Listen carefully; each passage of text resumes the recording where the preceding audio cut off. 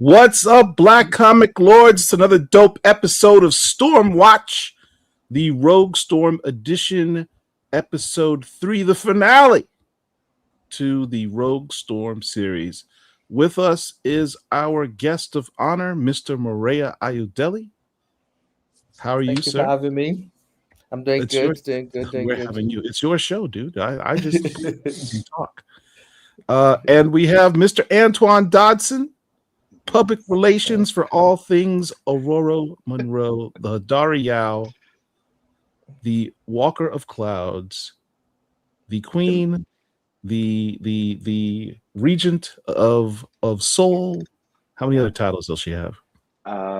Mistress of the Elements, White King. Just we could, yeah, she's got quite a few. Aurora of the Azuri, which we'll learn more about shortly. Yes. Dope show. Shout out to everybody in the chat. People were in the building before we were. It's kind of crazy. Shout out to Eclectic Birdie Niche. That's my dude. Always with the dope. I hope you got your questions lined up. I'm sure. We got Howard Yates just going to get my questions out the way. All right. So what we're gonna do is we're gonna star all of the questions. Keep all your questions coming, and then at the end, we're gonna go ahead and get into each of your questions. But keep your questions coming. Kevin Pitts in the building. What's up, fam? All right. Like and share. Kevin reminding me to do my job. I appreciate the Kevin. Please, everyone, before we get started, hit that like button right down there. Hit the like button. Share the video on any of your social media. If you're not subscribed to the channel, we picked up a lot more viewers recently because we had our Comic-Con. So you might be new to the channel. If that is indeed the case, welcome to another dope show. I hope you enjoy it. Subscribe to our channel for more content like this. Jay Carter in the building. The Core 13, Storm of the Cosmos is another name. Yes, we're right there with you, Mel. Let's go. Yeah. Back at it. We're at it again. Patrick Sargent checking in. We have another question there. I'm an independent zine designer since 1999. All right. Well, good for you. Welcome to the show. Okay. Let's get into it. Let's start by Storm number 3. And shout out to Murewa Ayodele. As I mentioned earlier, we had 2 weeks ago BCL's inaugural Comic-Con, our virtual Comic-Con, took place December 6th. We were honored to have Mr. Murewa Ayodele at his very first U.S. Comic-Con ever. Where I was going to say something crude, but I won't say that. We christened him into comicdom. They get my fellow Black comiclords say, first 10 minutes, don't say the stuff that you normally say off camera. So yeah, congratulations. How was the experience, man? Did you enjoy it? Yeah, I had a lot of fun. Getting to listen to veterans in the medium, talk about their process, what inspires them, what gets them at the working desk, every day, and getting teases for some of their future projects. It was very, very exciting. You joined writers like Stephanie Williams, Rodney Barnes. Yeah. Who else was on your panel?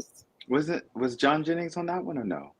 John Jennings had his own as a mega scope. Yeah, he was on another one. Okay. It's hard for me. We had a lot of people. I thought I know everybody was there. I just don't remember which panel was which because I was busy. You were doing everything. I was doing everything. Well, it looks like I was doing everything. There was a lot of people behind the scenes doing stuff too. Shout out. Speaking of people behind the scenes, shout out to Dr. Wizard. He could not make it here tonight. He's again doing things that he does to keep us all safe at night from the company he works for that has only 3 letters as an acronym. He came back and then he bounced out again. I think this time he may actually be taking his family with him. He's going to have some family time for a change. Okay. Out of the country. So we have behind the scenes today Mr. Randy Watson, aka Lord. You can pop in and say hi, Randy. Go ahead. You got your background on and everything. Lord Chocolate's in the building. How you doing, everyone? How are you guys? He I is love our that man mic. in the chair for the night. He'll be Yeah. doing all the stuff behind the scenes that allows me to not lose my sanity clicking buttons and talking to people at the same time, which We I hate. got you covered. We got you covered. All right. All right. We'll have a great show. See you guys. I'm here in the chat, so we'll be here. Just Maria, keep Antoine. star all the questions if you would, I got Randy, and we'll you. get to them. I know you got got it. you. All right. Let me stop talking. Listen. I get it. Maria's here. Antoine's here. Rogue Storm. Listen, there's a lot to talk about. I get it. It's exciting. It is indeed. It is There we indeed. go. So let's jump into it. All right. Let's do a recap. As we saw in the first few issues, you kind of jump around in time in this run. If I had one criticism, it would be that, because gosh darn it, it was hard following everything.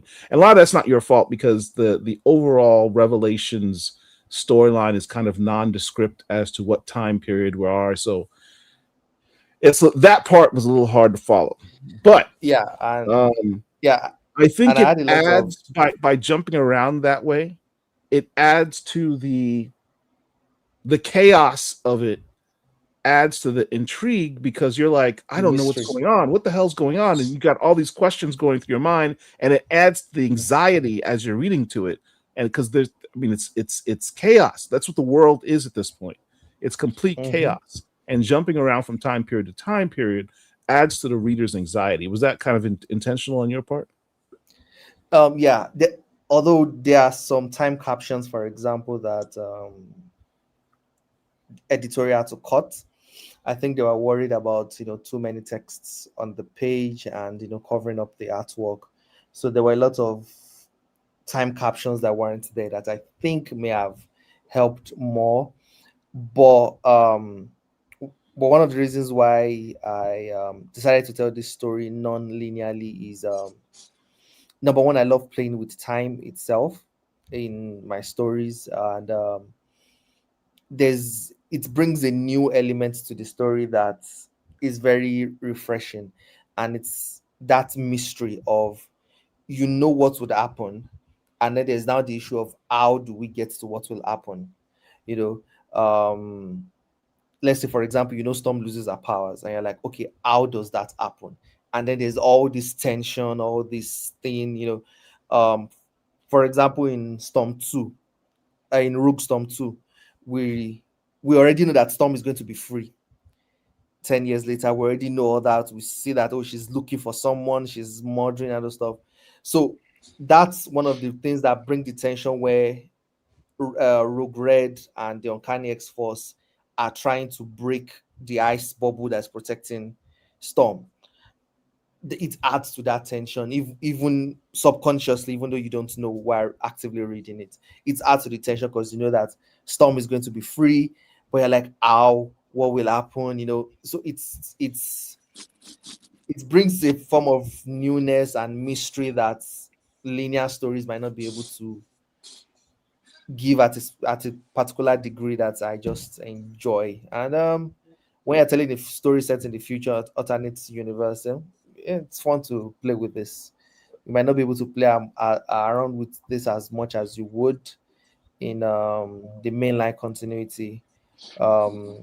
It's similar to what Chip Zdarsky is also doing in Captain America, where you are not particularly sure the timeline per se. You're getting stories of the new Captain America, post 9/11, and you're also getting Steve fresh out of ice, on this mission to Dr. Doom, and it bleeds into each other. You're like, okay, how far away is this? How close is this? But you just feel the emotions, and you watch as everything connects, and you're like, okay, now I can see the difference, things like that. So, yeah. One thing I can say in your writing, you have an obsession with brutally murdering large swaths of people at one time. Your stories are replete with just bodies. They're just bodies everywhere. It's me trying to see how much I can get away with the Marvel. You're not supposed to say that, Maria. We know that, but you're not supposed to say that. I don't need Tom watching this one day randomly and be like, okay, well, we got to stop that. Yeah. So yeah, there are so many panels and stuff I have to like defend, with editorial. Like, I think there was one that's in Rogue, in Storm Earth's Mightiest Mutant issue 1 that'll come out in February. There was a panel I had to defend and be like, I think we should still have it. Let's not change this artwork because we just saw an Inferno Orc and it's not red band Orc clapping and someone's brains busting out. If we can do that there, we should be able to do that. Yeah, and they're like, okay, you raise a fair point. So there are so many things that it's funny how I don't think a lot of fans realize it's not just writing the script. You have to defend so many things. Sometimes it's something as simple as, okay, you make Storm do something. Like Storm transforming. And you have to be like, okay, these are proofs that it is part of Storm's power set that she can transform into other forms, and you bring out this comic book, Rogue Storm by this by this by this, and you're like, okay, you can do it, So yeah, I enjoy that process of the stories to get into bring out that continuity and present it to Tom and defend some of your actions. You kill off one of the rogues, apparently, it seems. And Gambit feels some type of way about it. Gambit is Aurora is Storm's oldest friend in the Marvel universe. I mean, he was introduced. He was kind of introduced with Storm. He and her have a very special bond, friendship. They had a lot of adventures together. They also sort of share that thieves guild sort of background. So they're really tight. For them to be at odds, there's only one thing that you could think of that would ever put these two people at odds, and that's Rogue. So I thought that was kind of interesting. We also saw in the previous issues that Igun is he's a whole problem. Yeah.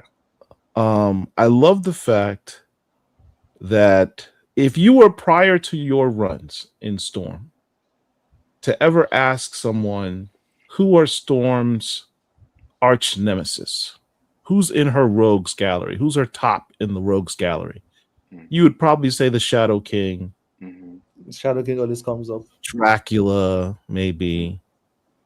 Who else, Antoine? I mean, of the most popular ones, I'd say Shadow King is number one. You could definitely make a point for Dracula, but as far as like ones that she's had direct solo encounters with, the Shadow King is just the biggest one. They like to revisit the Shadow King. Yeah. And then there's the not the bear thing. It starts with an A.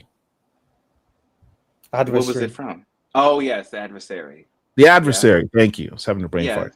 The adversary. So I mean that's like pretty much your top three. Igun makes all those guys look like wusses. He is by far much more diabolical, certainly much more savage, certainly more powerful than all of those rogues put together. As evidenced by the fact that he said, for sport, I'm going to take out all the world's top sorcerers and wizards. For sport. Yeah. Because it was fun. Just to spite you. Yeah. He's a whole problem. He's a whole problem.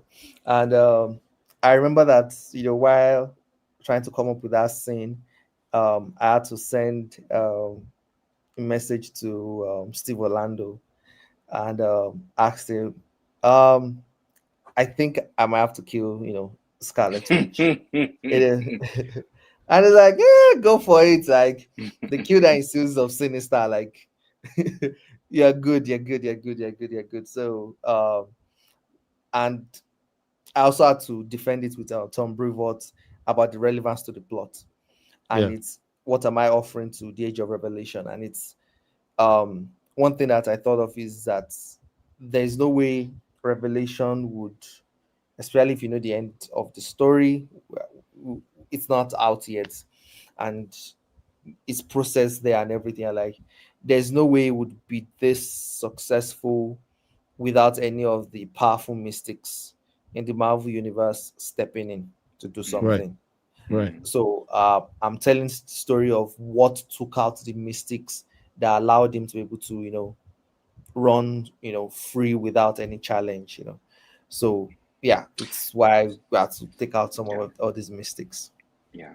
And I almost wish, just thinking aloud in my head, I almost wish they would have led with that a little bit more in their promotion with with some of the series. Yeah, this is like a big deal. Yeah, I think they should have led with that a little more, because then I think a lot of people would have gotten what the story was about. I mean, you do get it, but I don't think it would have hurt anyone to say, let's find out, what happened to where the mystics of the world, What they needed to do was to have my man Torrin Clark do a variant cover, because he's notorious. He's not notorious. That's a terrible word. He's famous for being able to tell an entire story on a cover. Yeah. And he could have done a cover piece much like this one, where Agun has all of these mystics on his fingers, and with just over his mouth, it's Storm in the background, and people have been like, "Oh my God, this guy took out all of the mystics, including Scarlet Witch." Yeah. Right. Yeah, that would have been dope. But who are we? We're just fans. Nobody listens to us. Yeah. All right. We also see that Storm has a couple things in her bag. Very much. She's got a couple new tricks up her sleeves. She summons her own razor bill into existence through lightning. The many feats of Storm, as told by Murewa Ayodele, shall go down in his Marvel's history as being the greatest Storm run of all time. I've said I certainly hope so. This sequence also reminds me of, some of the things you have to leave on the cutting room, table while, going at the books. This razor bill is the one we saw in Storm 3. And there's supposed to be an exchange about how he wants Storm to avenge Dr. Doom, because it's Dr. Doom's bird. Yeah. Because Dr. Doom is there.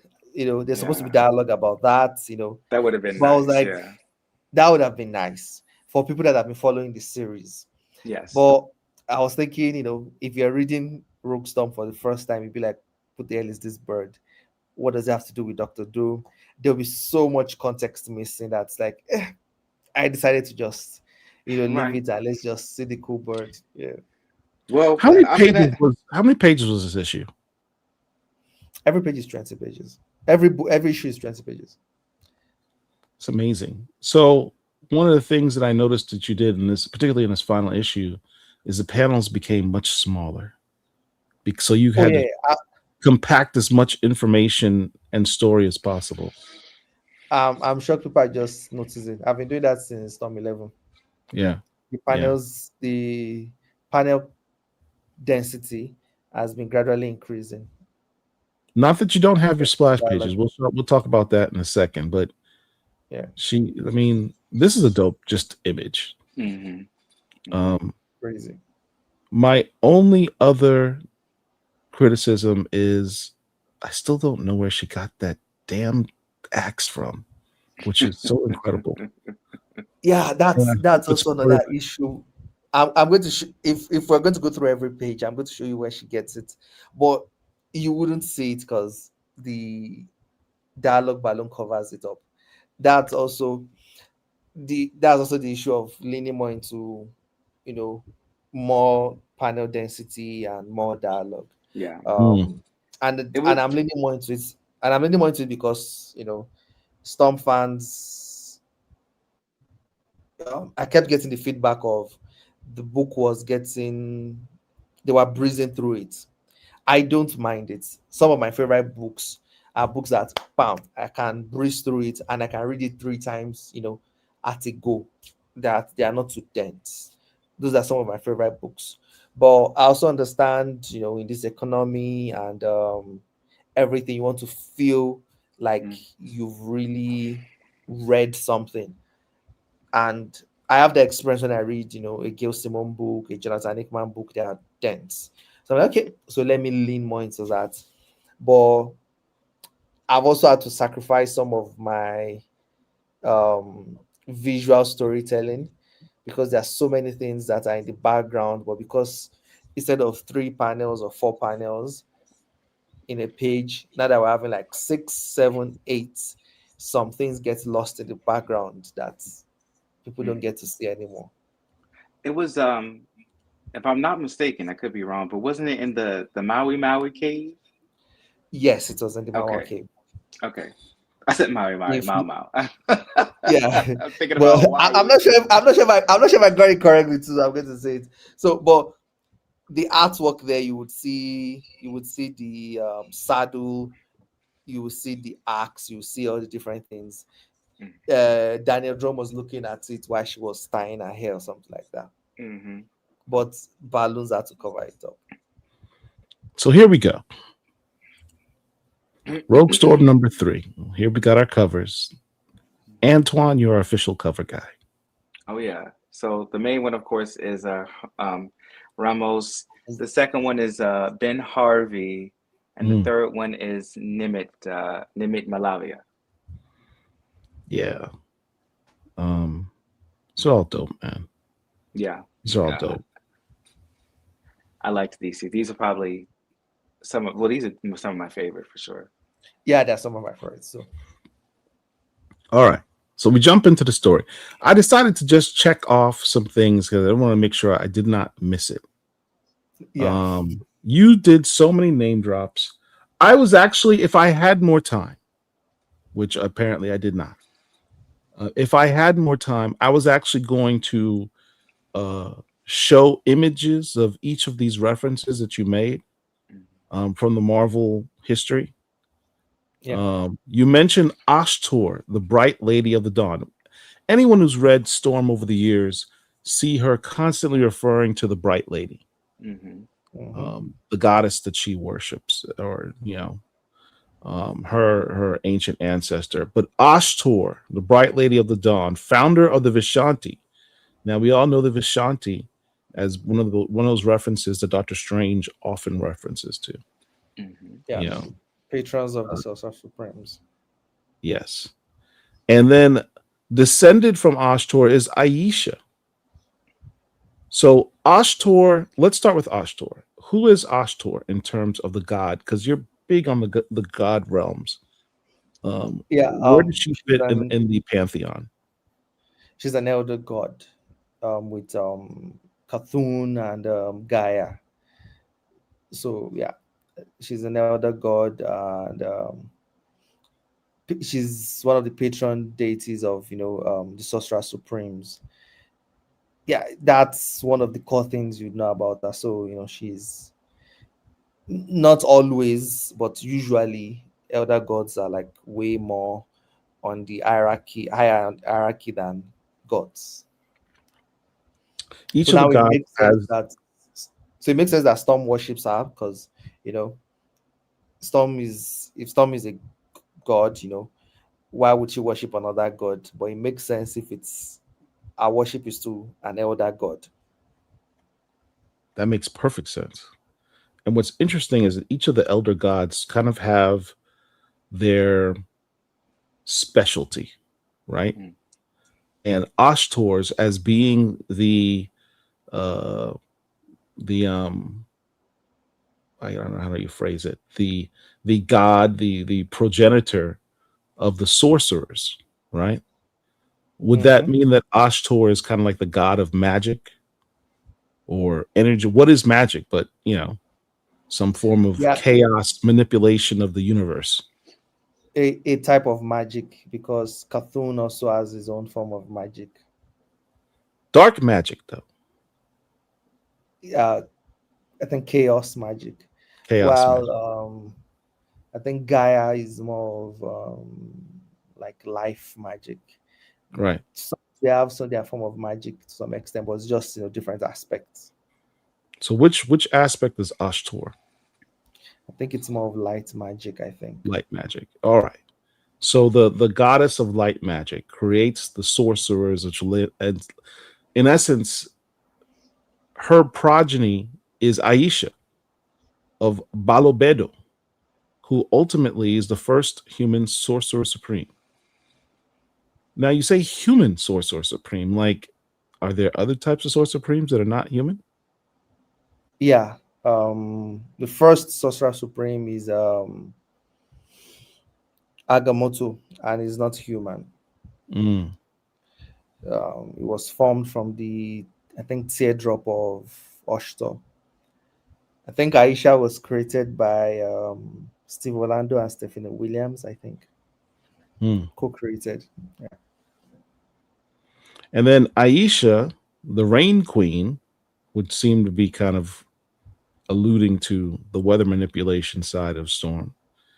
In a fit of fury, unchained the great cataclysm that drowned Atlantis. Now we know Atlantis also had ties to mysticism as well, sorcerers as well. I forget. And it was revealed also that Storm's ruby was part of the what do they call it?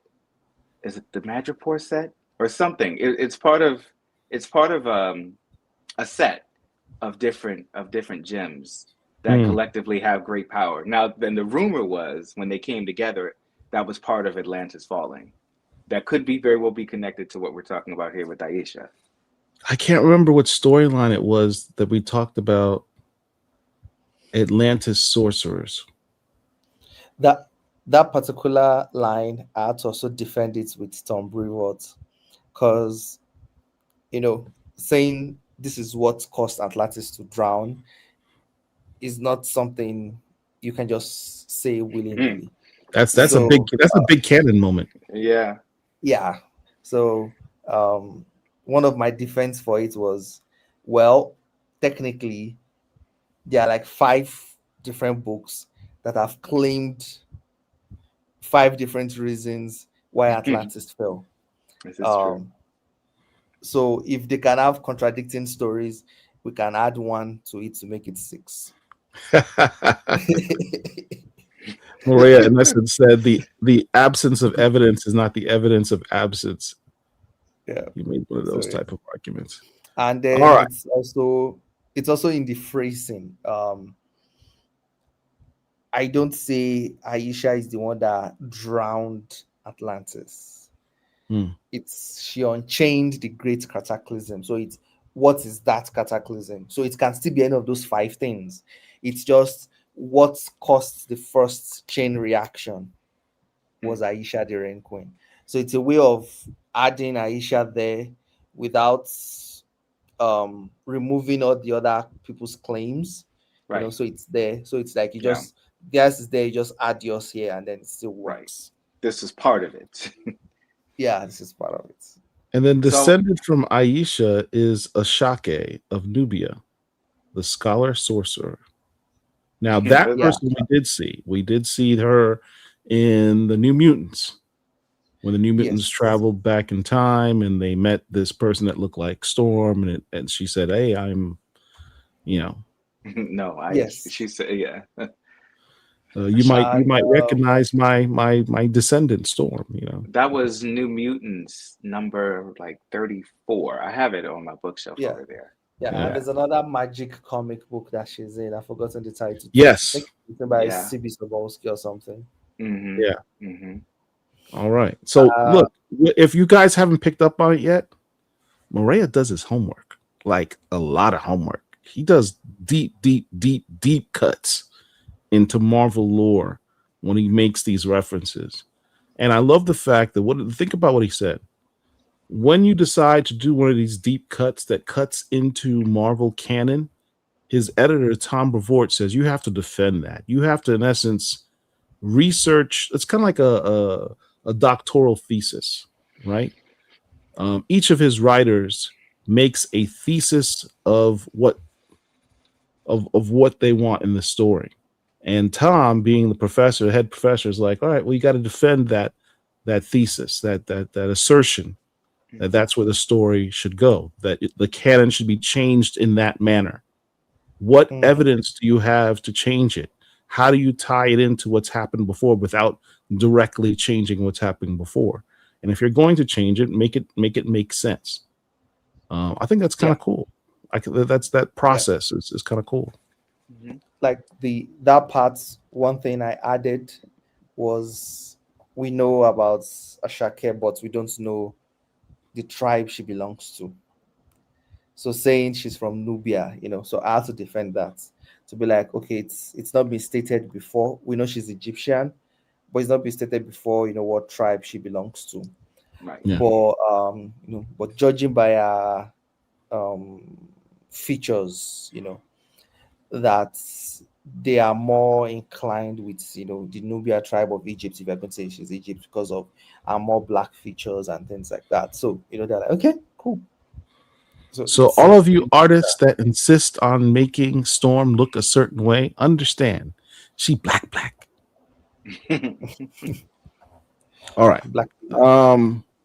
Asaki refined the magical system known as the Shadow Path, a mystical rite where mortal beings may commandeer the divine abilities of immortal gods. Is that the reason? Is that the nexus point where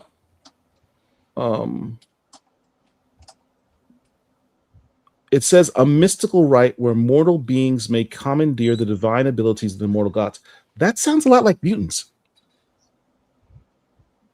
I mean, what is mutantdom but being able to be the new titans of Earth?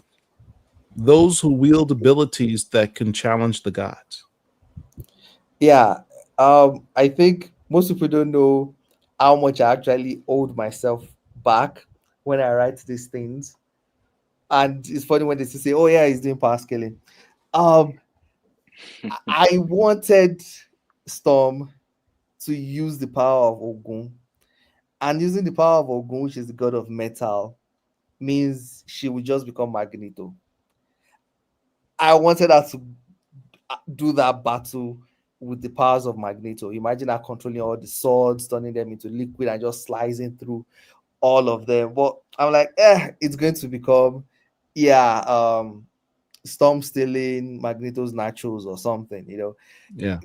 This Shadow Path, if you've seen it in action in some of the older stories, it's very powerful.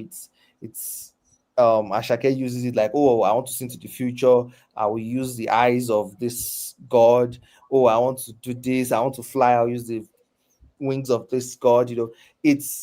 She can use the abilities of any god in, I think for her it was any god in Egyptian mythology, which, like you said, it's basically your superpowers that from mutants to Avengers to anything. So yeah, it's a cool magic system that I was like, let me just stick to her using it for the elements, just at least as a little toe dip into the waters. It sounds like an amped up version of my man Sync. Exactly. Oh, Dotsun raised the point that Rogue Storm in this book has multiple meanings. By the end of this story, Rogue has the powers of Storm, so Rogue Storm. Storm goes rogue, Rogue Storm. It's both Rogue and Storm in the story, Rogue Storm. But it's also using the Shadow Path is Storm using Rogue's powers. Because Rogue can, because Rogue can, use other people's powers. This Shadow Path is Storm being able to use other people's powers. It's Storm using Rogue's power, but I do just want to say too much. it's exactly that. So the Rogue Storm has multiple meanings that, just makes the title perfect for this. Just so everyone understands, we spent 15 minutes on the first panel on the first page. That's how much stuff Murewa has packed into this book. This is why these discussions are important, because you could read through it and think, as he says, you read through it real quick and you're like, oh, what just happened? Right. He's packed in so much information. Yeah, I mean, like, you really got to read it a few times and pick up on these references, and then pull out your Google and start researching the names that he's dropping here, because there's no haphazard reason these names are in here. Right. It's all tied together and it all has a larger purpose. He just established an entire link between several different storylines, several different characters, several different concepts, and he tied it all together and created a backstory that is canon for Storm. Beyond she's the parent of a tribal princess and a American photojournalist. He's gone back and defined who she is. Where does she come from? And gone even further back beyond her grandparents. And where does she really, really come from? That hasn't been done before to this extent. And he hasn't even really done the storyline. He just connected the dots. Imagine when he has the room to cook and actually deep dive into these characters, which will be one of the questions we have to ask him. I want one of you to ask that question. I don't know why I have to ask the question. You guys should be asking that question. All right. So we jump in after he blows our minds with all those name drops, and then he gives us this visual. He talks about, just a few minutes ago, about how Storm is able to change forms based on these powers. What form do we have here?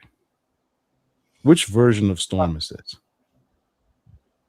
It's still an extension of the Black Vortex form that we saw in Thunder War, but because she's without her mutant powers, it's an incomplete form. So Storm has the mutants, the mystic, and the divine. So here it's just the divine and the mystic without the mutant abilities. So this is just like an incomplete transformation. So the fire, instead of burning blue or white, is burning orange. So it's those kind of things. So would you say that this is the full mystical Storm? You said she has no mutant abilities at this point, though. I mean, it's been sucked out of her by Rogue. So this is pure Storm, mystical side. Mystical and divine. And divine. Understand, Murewa's been talking about this since issue 1, that it's something people, because y'all been asking this question, like, will we ever see the exploration of Storm's mystical side and her godhood side? I love that. Exhibit A. I give to all of you. Yeah, I love that crown so much too. I do. When I was describing it to Roland Bosky, I told him that, he should find a way to make them, exaggerate them in a way that makes them look more like horns. Mm-hmm. And he's like, hold my beer, and I love that, I love that so much. It's a reference to the fact that Hadad, the first storm god, is like this bull horned storm god, while the last one too is which is Storm, is also a horned storm god, and it just makes her look both regal and scary. So I was so happy when Dotun did the promotional piece and also had the head piece. It's just so big and exaggerated and unrealistic. I just love it. Now, one of the things that you mentioned in this prior page is how Ashaki refined the magical system known as the Shadow Path. And you said it's where she can borrow powers from various gods. And this is what we have here. Storm is talking about summoning the power of the God King Inferno. So is she doing in essence what Ashake did, which is borrowing powers from other gods? Yes. That's dope. Who's the god king Inferno? Shango. Say that again. Shango. Shango, my man Shango. She summoned his powers. So wait, isn't he still locked up into that interdimensional prison? Yeah, he is. How does she summon gods from a guy who's in an interdimensional prison? Magic. She's that powerful. You're a wild man, Murewa Ayodele. The very magical system is one of the weapons that her descendants, Aurora of Azuri. You mentioned Azuri before. What is Azuri? That was the tribe in Giant Size X-Men 1. That was the tribe that housed Storm. That was the tribe that she was providing them rain and all those things like that. In Kenya, when Charles Xavier found her. Yes. Found her, but sought her out. I shouldn't say found. It sounded very colonial when I said that. When Charles Xavier sought her out, yes. She wasn't found. She wasn't lost. She was, Mm-hmm. All right. And then she says, Agbara Sango. What does that mean? The power of Shango. Yes, it does. That's my new catchphrase. Agbara Sango. I'm going to say that in my day job, and people will have no idea what I'm talking about. I'll be summoning the power of Shango when I do my job. They're going to think you're putting a curse on them. Exactly. I'm going to scare certain people of a... Man, this page is so dope. Oh, yeah. This is our preview last month. As I mentioned, Murewa, it's not a Murewa Ayodele story unless there's lots of bodies everywhere. I didn't even show the pages prior to this, the panels prior to this, where Storm literally butchers all of these people. These are the fishmen people, fish people. Yeah, the fishmen from Mushroom. Yeah, she butchers these guys. That axe is bloody for a reason. I love that axe. I love the fact that Storm has an axe. And now we know. Yeah. Well, we couldn't say it then, but of course now it's public knowledge who she was referring to when she asked them where are the murderers that you've been sheltering. And she's talking about Akujin and Igun. Igun. Yeah. That's right. But at that time you're supposed to think it was Rook, Storm, and right, Uncanny X-Force. She was wrongfully accused of a crime that she is now seeking vengeance for.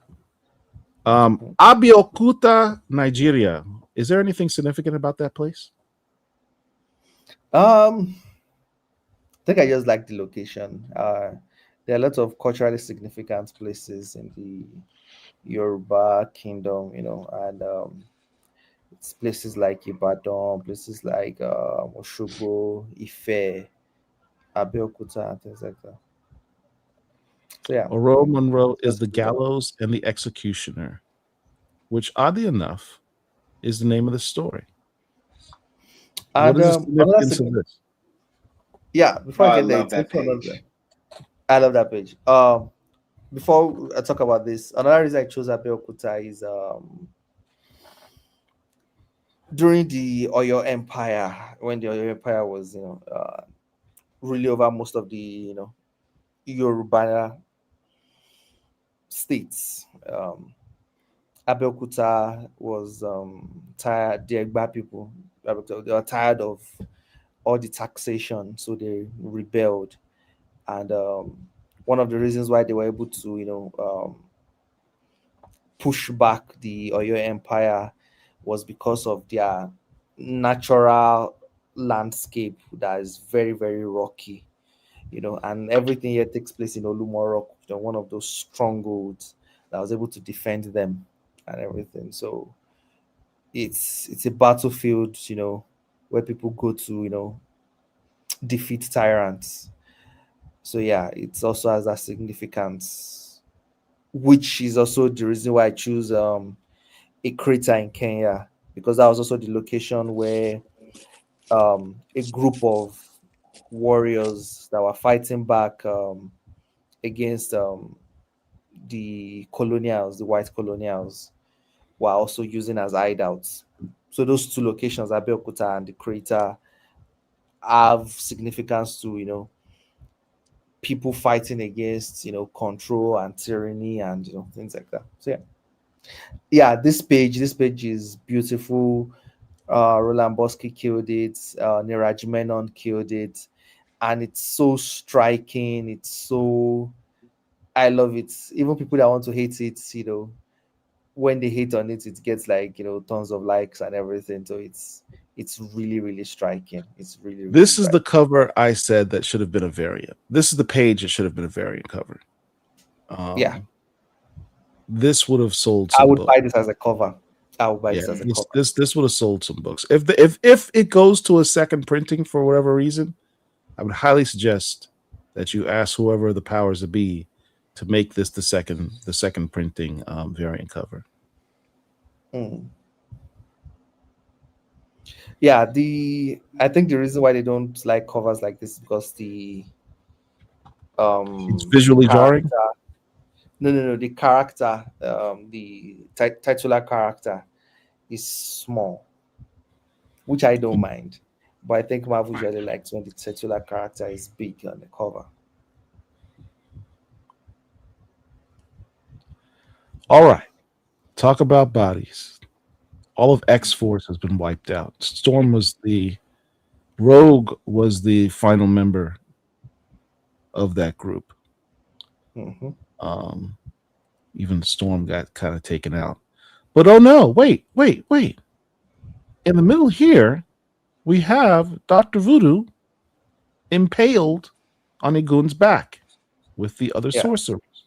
But who comes to the rescue in the final hour when Igun is playing with his food like a cat about to kill Rogue Red?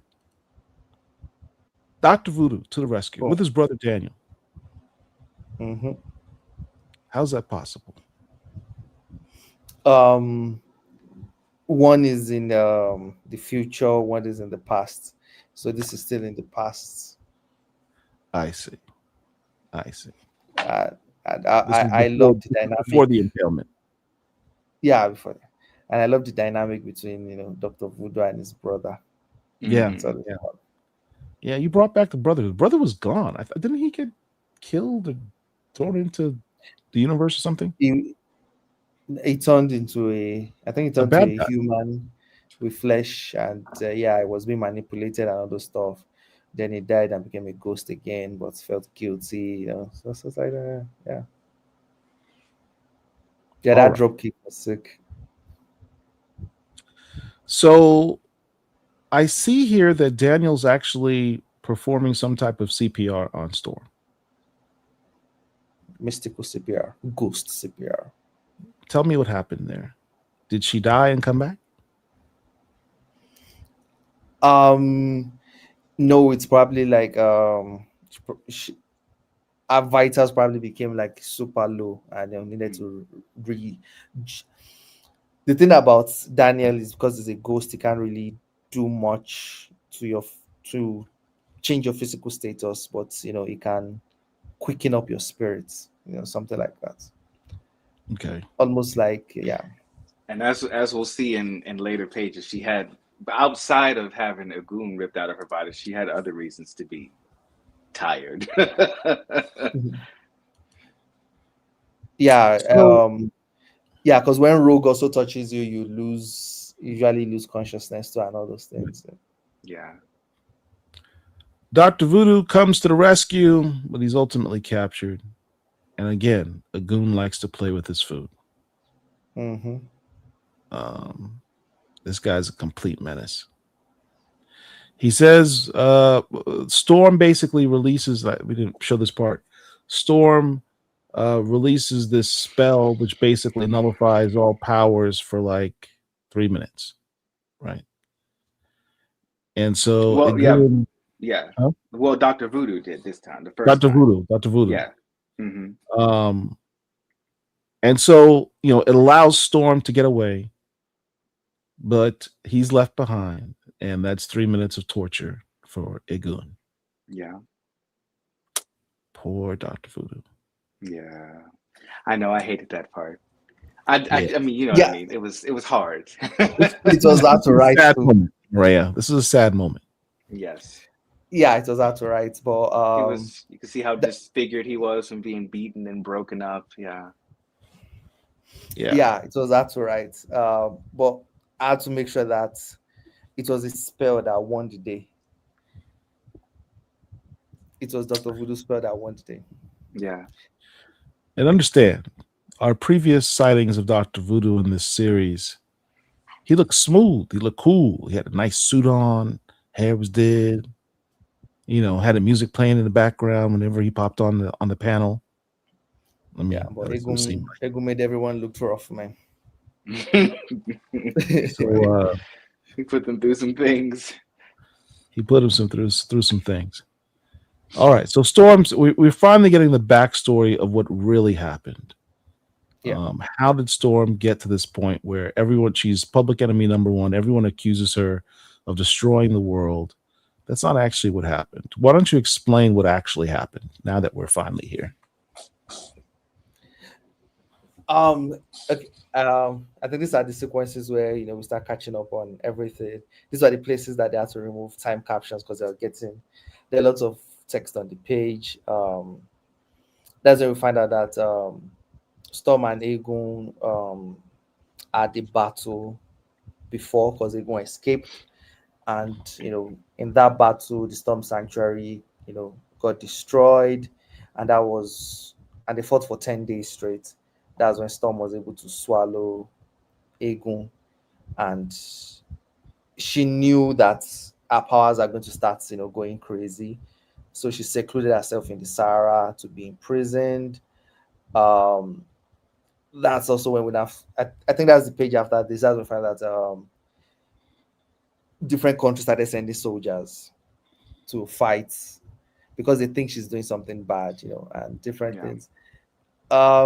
This it's all fun backstory to write while showing Storm go through the caves. I had to watch a lot of videos about how the caves look like and different parts of the cave.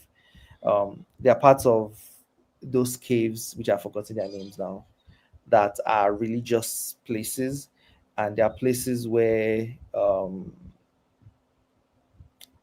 those were where the guerrilla soldiers were housed. So I had to make sure that I was using each one appropriately and everything. Yeah, it's a fun sequence to write, trying to fill in the backstory. Can regular non-mystical folk see Egun? Yes. Okay. I thought this page was just insane to me because, first of all, battling for 10 days straight is crazy. That in and of itself had me like, oh my God, like, first of all, how? I was like, how did she do that? Like 10 days straight without rest. How does one do that? We could have had a mini series on that alone. Yeah, I think Thor was fought for like 1,000 years or something crazy like that.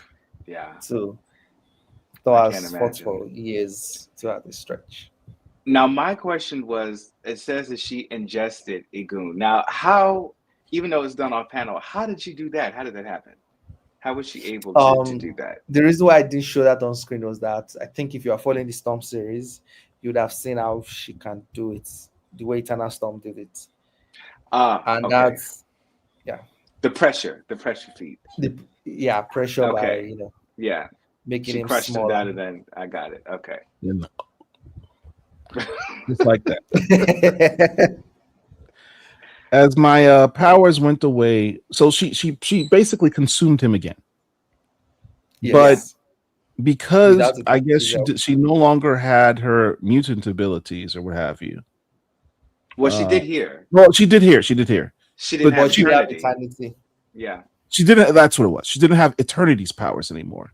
Yeah. To help to contain Egun, she developed these storm engines to lock herself up and watch over her to make sure that if Egun escaped, they could contain him.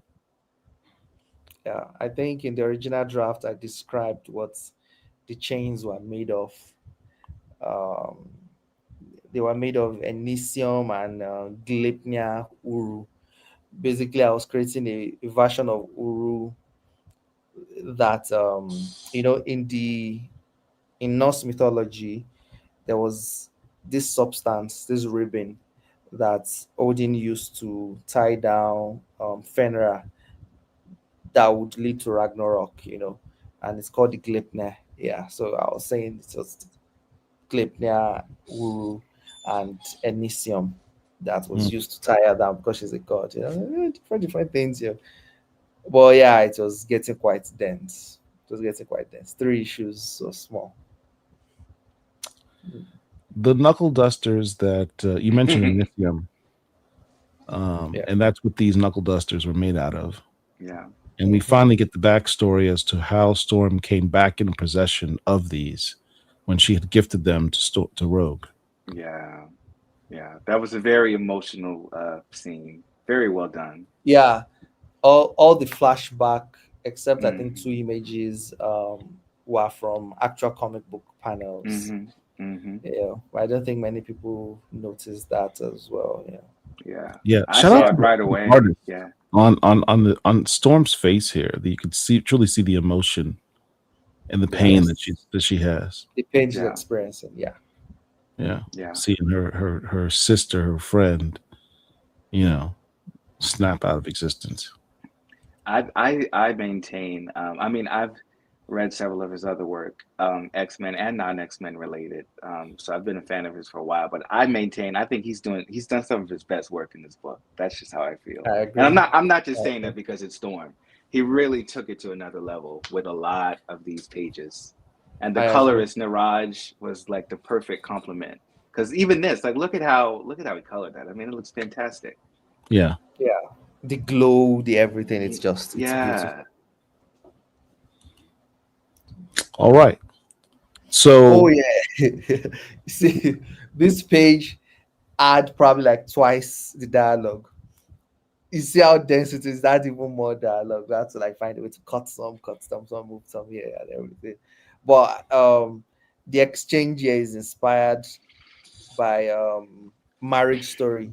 That scene with Adam Driver and Scarlett Johansson, where they talk about how their relationship was going wrong and everything, and such a tense, exchange that goes up and down and everything. Like, you're just like your mother, and all those stuff. So yeah, it was inspiration for this, and I enjoyed writing it. I liked it. This all goes back, and I wish I'd brought the picture to show again. There's that one panel. I think it was the first issue where you see Rogue Red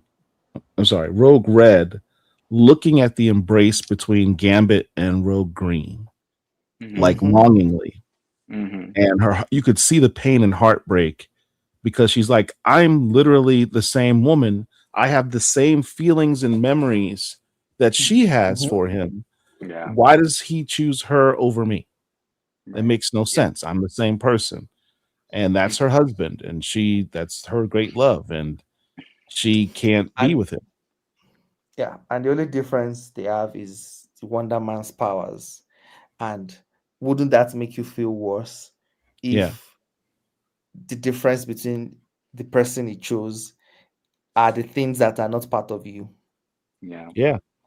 Because she has Rogue's native powers. She has her memory. She has her physicality. She has everything. The only difference is that she doesn't have Wonder Man's powers. So it becomes a question of, why am I not good enough? Yeah. Am I my powers? Is my worth in my powers and not in me? Those are the type of thoughts that are going through her. So this is a very emotional exchange between the two of them.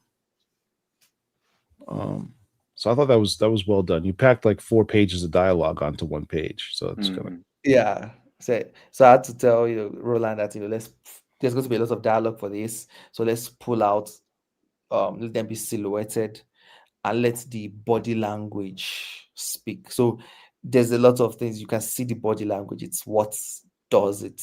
It's not the facial expressions or nothing. It's the body language. It's how the lightning is moving, the winds. So you know that Rogue here is it's not like Storm that is always composed. She shows her emotions, and you can see how the weather is changing because she's showing those emotions and everything. You couldn't even stay friends with me. You can see that anger. This sounds like an actual real relationship discussion. Mm-hmm. Like I could foresee this being a real couple having this type of exchange. We know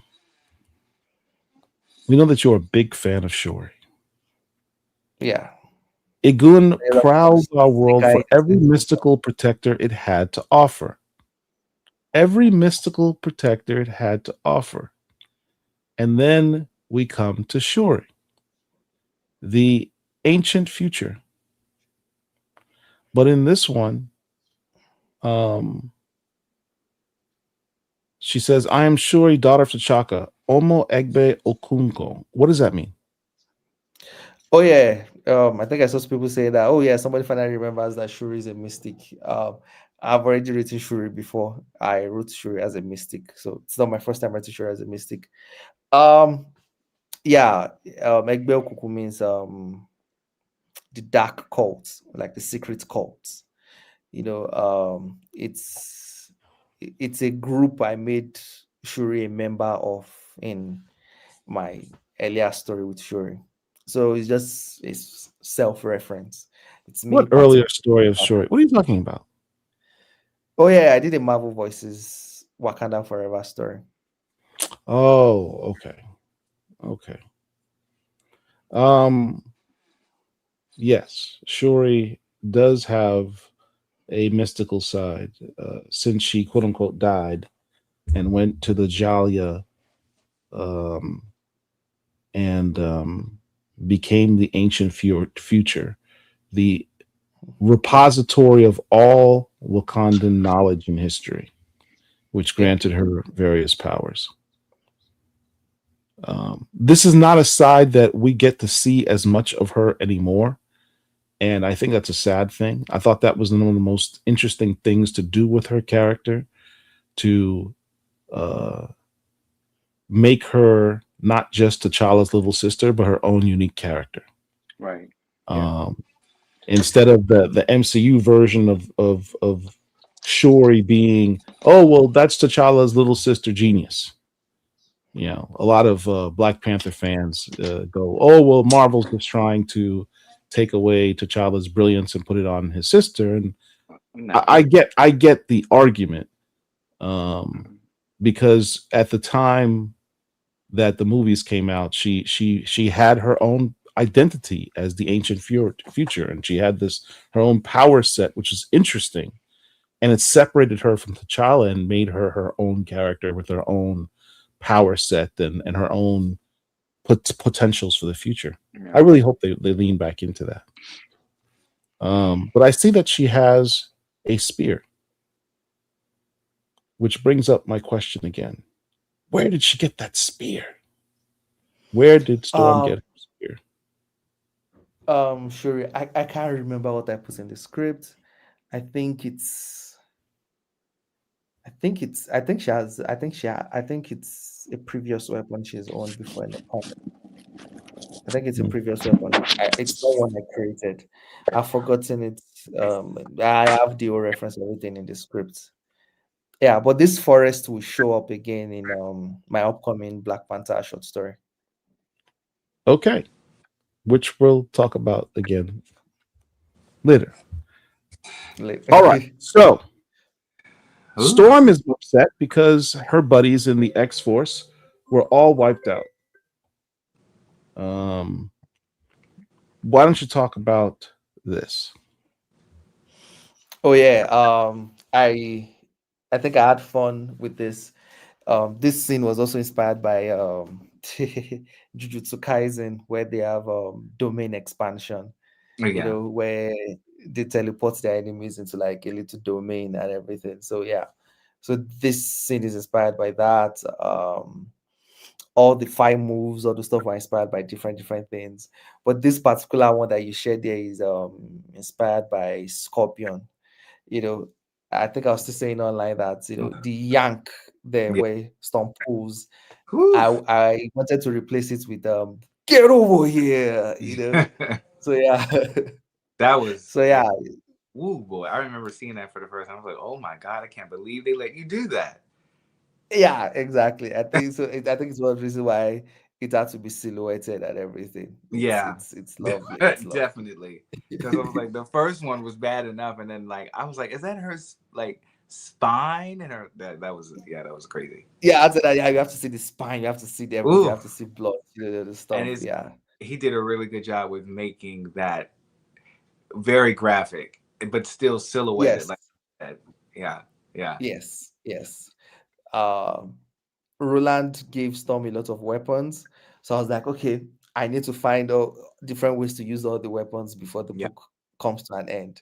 So I'm like, okay, so how do I get the whip and the sword out of the way at one go? So okay, so she's going to tie the whip around the base of the sword and use it like the Scorpion's weapon. So yeah.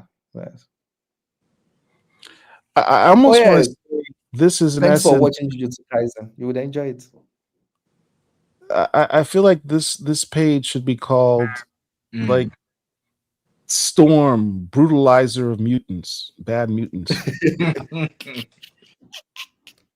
I know, right? That's a pun for you people that are real Murewa Ayodele fans. Yeah, it was dope. So we come back to her Black Vortex form, which is probably my favorite version of Storm, to be honest with you. Yeah. It's really the crown that gets me. It's the crown. Yeah, that's what I was about to say. I think it's the crown. It's the crown. With the flaming hair and everything. It's insane. Yeah. Because we've seen flaming hair. Go ahead. Yeah, we've seen flaming hair before. We've seen all those kind of things, but it's that crown that separates it and makes the crown sets it up. Yeah. Sands of Nisanti, Vrakpar Hansargan. Are you just making this stuff up? What is this? Oh yeah. Quantum incarceration. If you put it if the Latin for it is just what she says as the spell name. And for Vrakpar Hansargan, I didn't create that. That's the activation phrase for Sands of Nisanti that was created by Branke Vaughn. You really do your homework, man. Yeah, it was introduced in Doctor Strange the Oath. It was used again by Donny Cates in his Doctor Strange run, and then again also by Jed McKay also. Yeah. And what I liked about this page too was I think the previous page, the last time I think we saw the Gambit and Rogue Red exchange before this page, right? If I recall correctly, or was it after? I think this page was first, then the previous page you just saw, and then the Rogue and Gambit. Rogue and Gambit is page 19, second to the last page. Yeah, some of these pages are a little out of order for just me asking the questions in certain way. I liked it because even before or after, I liked it because it was a callback to when Storm and Rogue were training back in issue 1. If you look closely, it's the same movements. Oh, it's the exact pose. Yeah. Yeah, it's a callback to it. Yeah. Oh, that training, I forgot to mention it looked a lot like the scene from The Matrix. Yeah, it's exactly the move from issue 1 that she was showing. So it's all showing that, you see that move that she was training, it wasn't just to look cool. She was training for this move.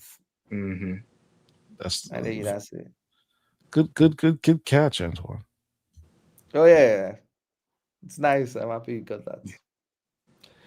What does a brutish thunder god know of the delicate artistry of warfare? That's I mean, he doesn't I don't take that as an insult. I'm like, oh, thank you for recognizing me as a brutish thunder god. That's kind of cool. Right. But clearly he doesn't know who he's talking to. Right. He doesn't know who he's talking to. Yeah. And I think this is the part I was like, okay, because I got a note from Roland. Roland is like, he wants Storm to use the blowgun. So I'm like, okay. So I'm going to find a way to do it, so she does it from underwater, and just so that people don't miss it, the SFX is like poison darts. So it's poison darts when they collapse, the stuff. Yeah, and then the Victorious emerged from the water from my storm engines. That was great. Yeah, because it was the war beasts that killed the storm engines. Right. Yeah. So in this moment, you see her in her black vortex mode as evidenced by the fact she's got her crown. Yeah. You see Daniel Drumm.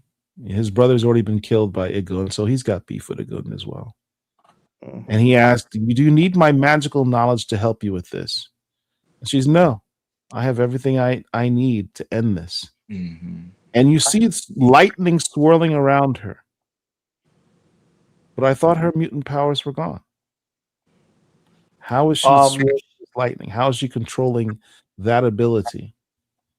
Oh, our magical abilities are back because they are outside the magical realm thing. So that's why our flaming hair also returns. So is this lightning from her mutant ability, or is this lightning from her magical ability? Magical ability. Magical lightning from the shadow path. From the shadow path, yeah. He's explaining where these powers come from. Wow. Yeah. But the greatest of gods have no need of pig's blood or sheepskin. The greatest gods offer themselves up as living sacrifices, and even in death they give themselves away, so those who please them may be born again. Yeah. I thought it was I love that. Smiting evil with hellish fury. Yeah, I love the narration here and before when they were talking about what did it say about what God doesn't answer prayers or something like that, because Rogue Red's wishes were to experience more time with her family and her people, and so she gets, Storm answers her prayer. She brings her back to life with her sacrifice, so now she can do those things. Yeah, thank you for noting that and reminding me. I wrote a whole long letters page, but there was no page count for we didn't have enough pages to feature it, but it's something that I wrote in the letters page. If you go back to Giant Size X-Men 1, and when Professor Xavier was going to ask Storm to join the X-Men, she says with his lies. I'm sorry. Yeah. But after she said the whole thing, everything, Ororo is not convinced until he says, "I pray you answer me," or something like that. He used the word pray. And I'm like, I know Ben Wynn didn't use the word pray lightly, because in that book too was where she's called a goddess, often. So Storm doesn't answer him until he says, "I pray." Right. So it's what I also reference here too. So that's funny, yeah. So it's so many people died, but the only person that comes back to life, the only person Storm sacrificed herself for was Rogue Red, because Rogue Red said, I wish, stopped and said, "I pray." And that's like, oh yeah, you prayed to me, now I must answer that request. Yeah. Yes, that makes sense. That's a good. They give themselves away so those who please them may be born again. Yeah. Okay. And then I'm assuming like the spell that she's summoning is like the final blow against. Yeah. I want to see what happens when she lets loose that arrow, man, of mystical power. But we have to wait until the story continues in the X-Men Age of Revelation finale. When does that drop? Next week. Is it okay? Okay, yeah. I just know it's the last of the books to come out. Yeah. Do you have any part in the storyline of this next X-Men Age of Revelation? No, it's all Jed. This is Jed.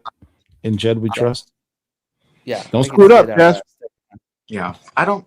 But is she in the next one? Is she in that? Gotta be the story ends there.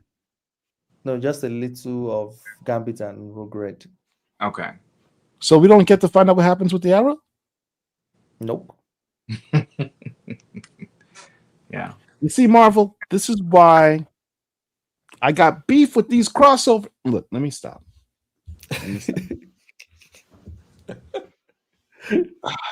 Okay. All right. Let's move on. Everything is going to bleed into Storm Earth's Mightiest Mutant. Right.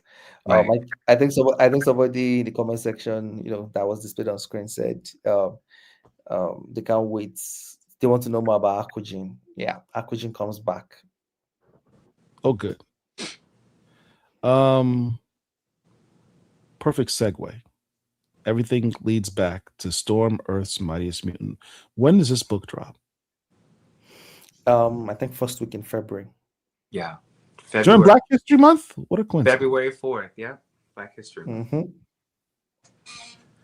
I feel like that's purpose. We're representing. This first cover is absolutely brilliant. Who's the artist on that? Do we know that, Antoine? RB Silver. Yeah, RB Silver is doing the covers. Is the main cover artist for the series. That's absolutely fantastic. She's got the two lightning swords in her hands. Mm-hmm.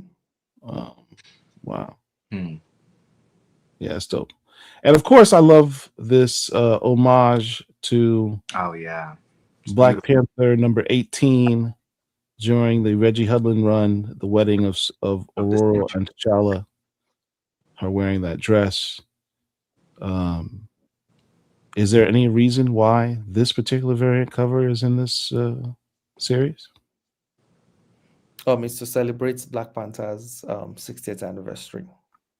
You're supposed to say something like, "Yes, we'll have Black Panther show up in the series and tie into the yeah, I'm still writing the lead up to that. So yeah, I hope we get enough issues.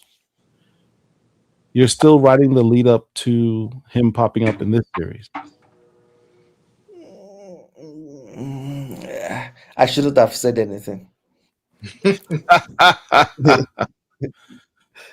All right. How many issues have we confirmed for this series so far? Still 5. I'm writing issue 4 at the moment, but the festive period, it just makes me want to watch movies back to back rather than sitting down to write. And Federica is very, very fast. She's very, very fast. She keeps catching up to me. So, and I'm getting slower because I'm trying to make this story as dense and robust as much as possible. We've shifted into a new gear when it comes to this series.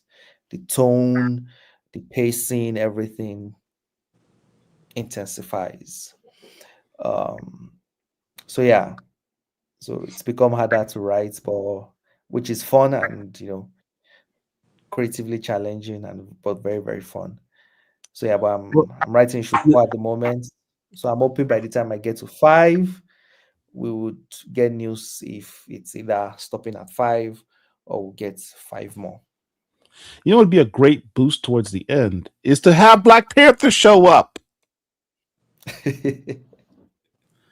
That would give a great boost to possibly push you past 5. I'm just saying. Here's some other covers. We got the Bad Girl edition in this one to the left. I love that. I love the artwork. Yes, the colors especially popular. The colors remind me of Niraj's colors. I wonder if he colored it. Mm-hmm. I'm sure because he colored the cover. He covered the cover for issue 1 by what's the name of this? Jerome Pena. Oh right. Mm-hmm. He colored the Jerome Pena cover for the first Storm issue 1, and he colors the covers for Ultimates. Does he? Okay. Yeah. And then we have the Cosmic Invasion version on the right. Antoine, you're playing that game, aren't you? Yeah, I played that one. How's Storm? How's what? What did Maria just say? Nothing. Oh man, you're gonna get us just banned. All right. What were you saying about the game, Antoine? Oh, it's really fun. It's a lot of fun. If you like arcade games, if you like beat 'em up stuff, side scrollers, it's a lot of fun. It has a lot of twists that make it a little different and more, I guess you could say, contemporary.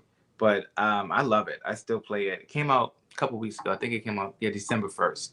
It's a good time. Good. You can play online with your friends. You can do co-op.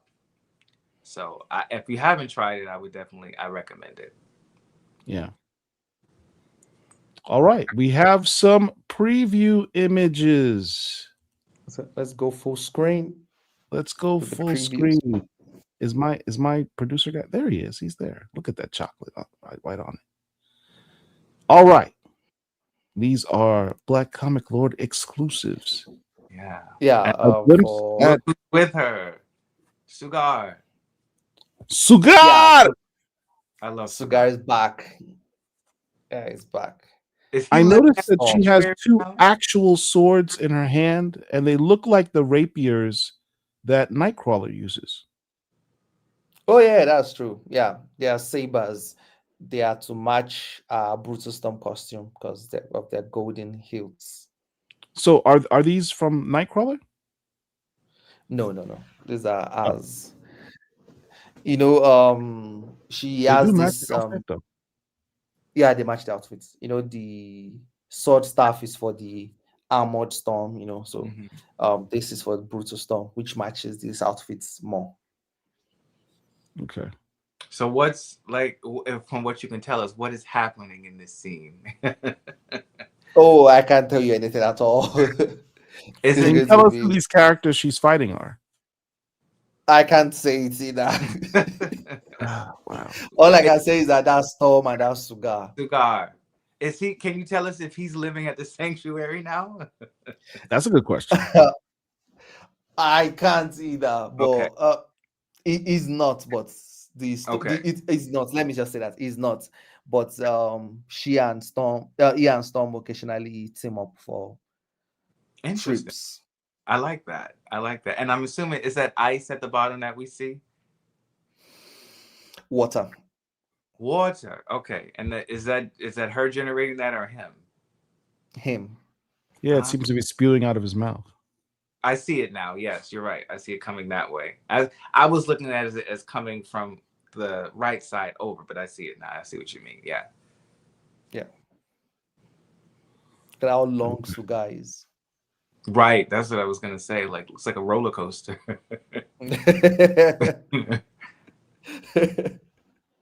Federica is like, how long can you? I asked for how long can you make? Is like, yes.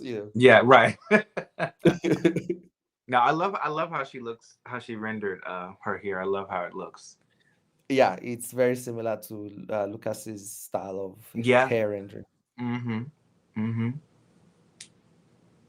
All right, let's check out the next one. So T-time. Next one is performing the tea ceremony for a character that I would not reveal. So this is in the Avenger costume, the black and gold one. The tea ceremony is a special one that you do it for special people. Yeah. Usually from Japanese culture, is it not? Mm-hmm. Why would Storm be doing a Japanese ceremony for someone? We shall see. Who in Storm history does Storm have ties to who's Japanese?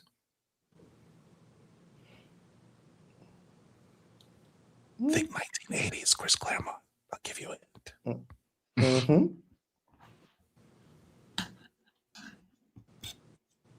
There you go. Eclectic Blurty Niche. It's not Logan. Stop. I don't ever want to see Logan in a series ever again. Yukio. I love that. I haven't heard Yukio's name. Last I saw Yukio, she was paralyzed. Exception X-Men. No, Exception X-Men. But isn't she paralyzed or something? I think yes, she was still paralyzed there. She's still paralyzed, right? Yeah. Yeah. Eclectic Birdie says Yukio, her maybe girlfriend. Well, ex-girlfriend. Ex-girlfriend. All right. I love the dynamic of Yukio, Gambit, and Storm. Oh, that was from the Phalanx. Yeah. Mm-hmm. Yeah. All right. That's pretty much a big giveaway there. All right. You mentioned that you've got a story in the Black Panther 60th anniversary. Is this an anthology book? I mean, is there several stories in the book? Yes and no. I think I saw quite a lot of people misinterpreting the book, saying, "Oh, the book is not about T'Challa." It is. Speak at on least it. From what I know, there's a framing device.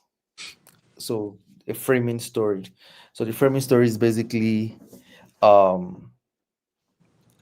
character is looking for T'Challa, and in his search for T'Challa, visits different characters, and those characters now share stories about T'Challa that talks about some of his character features and things that would help this person to find T'Challa.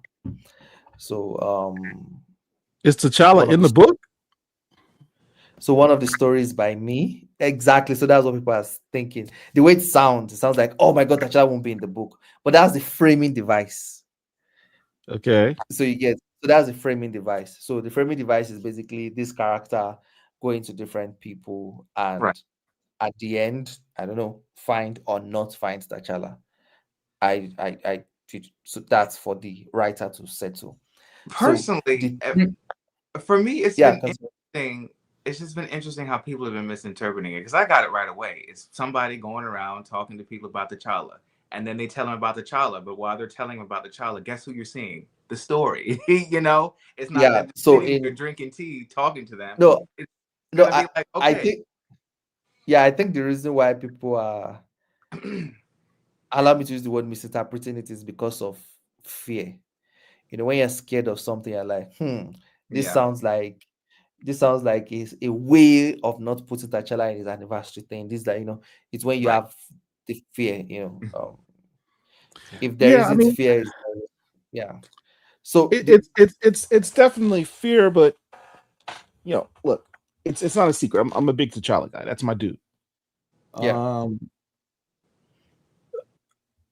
I think it's well documented that there is a basis for concern as to the marginalization of T'Challa. I mean, it's well documented just by the fact that we don't currently have an ongoing Black Panther series. We haven't had one in 2 years.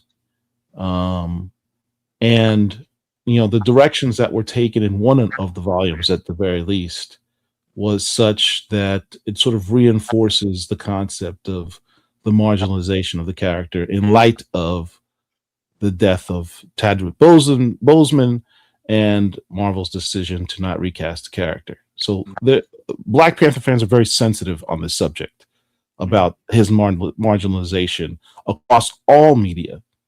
I mean, people won't even look at a video game where it's a possibility he's not in it. They won't look at a series like Enemies of Wakanda. I'm sorry, Eyes of Wakanda. Eyes of Wakanda, because he's not in it. Because of that concern that there's going to be an MCU movie in which T'Challa is really dead. But and it's still titled Black Panther. Yeah, and it's his 60th anniversary. You would think, the idea of a book that celebrates the 60th anniversary of Marvel's first mainstream Black character, would have a major storyline where T'Challa's in it. So I get the concern and fear. I get it. Yeah. So we have to wait and see. Yeah. So the first story, I don't know how they're going to arrange it, but my story is Storm telling a story of T'Challa when they were married. That sounds beautiful. So it's 10 pages. So I just go straight into the story. I don't tell the framing device. I don't tell anything. So I don't know if, it's the framing device that we said, oh, Storm was in a sanctuary, Storm was here. And, I just go straight into the story with my 10 pages. That's the story I'm writing. And dude, I can't wait for you guys to see the preview art. The art is insane. Who's the artist? I don't know how to pronounce his name. Yeah, I think it's Ida Messaz. He drew Falcon, Captain America, America, Sam Wilson. But he changed the art style for this. He changed his art style for this so that it's more Black Panther. It's more royal kind of. So you can't use that to even predict what this artwork is going to look like. Then another story is by I think it's a story of T'Challa and Blue Marvel by Cody Ziegler. I'm sorry. Pause. Where's my sound effects guy? Where's Chocolate? He says T'Challa and Blue Marvel, two of the smartest black men in the Marvel universe. In a story by Cody Ziegler, a writer who I absolutely love. You had me at a 10-page story of T'Challa. That's 10 pages longer of romance than we've had in years between those two characters, even if it is a flashback. So I'm here for that. But do you know how long the story with T'Challa and Adam Brashear is? I'm guessing we all have 10 pages each. I'm guessing. Oh, how many pages is the entire book? Is it a 40 page? Yeah, so it now depends on how many pages the framing device would be. So the framing device is also 10 pages, and that's 40 pages. So basically, it's like different vignettes of flashbacks of T'Challa, where people are talking about T'Challa and defining who the character is. Yes, I see. From down. So in essence, it's all T'Challa. It's just flashbacks of people talking about what makes him who he is and why he is who he is.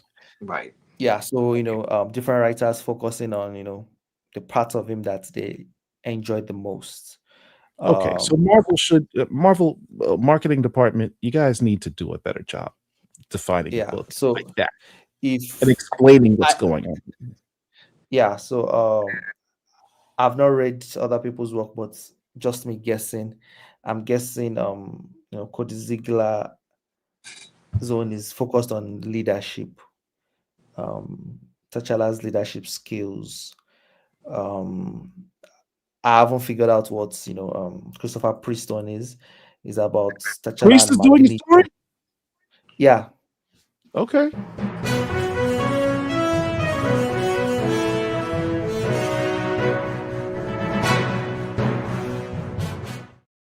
Now, Priest just wrapped up his World to Come story with it was very controversial because of certain decisions made in that storyline.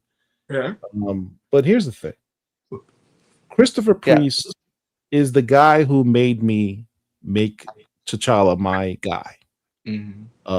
Issue number 1 of his run in 1998 is what made me stop and say, that's my superhero. That's my guy. That's my number 1 superhero of all time. He redefined the character. You can debate all you want about who's the best writer, who's your favorite run, etc. But if you're talking about the modern T'Challa, if you're talking about, hey, I love this guy because I saw him in the MCU and I saw him in the movies and I love T'Challa because you're an MCU guy, understand much of who that character is defined by was done by Christopher Priest. So throw some respect on the dude's name. For sure. Yeah. So and as you know, Christopher Priest, he plays with our predefined disposition to things, you know. Yeah. And he likes to F with people. Yeah, and the point he raises is this.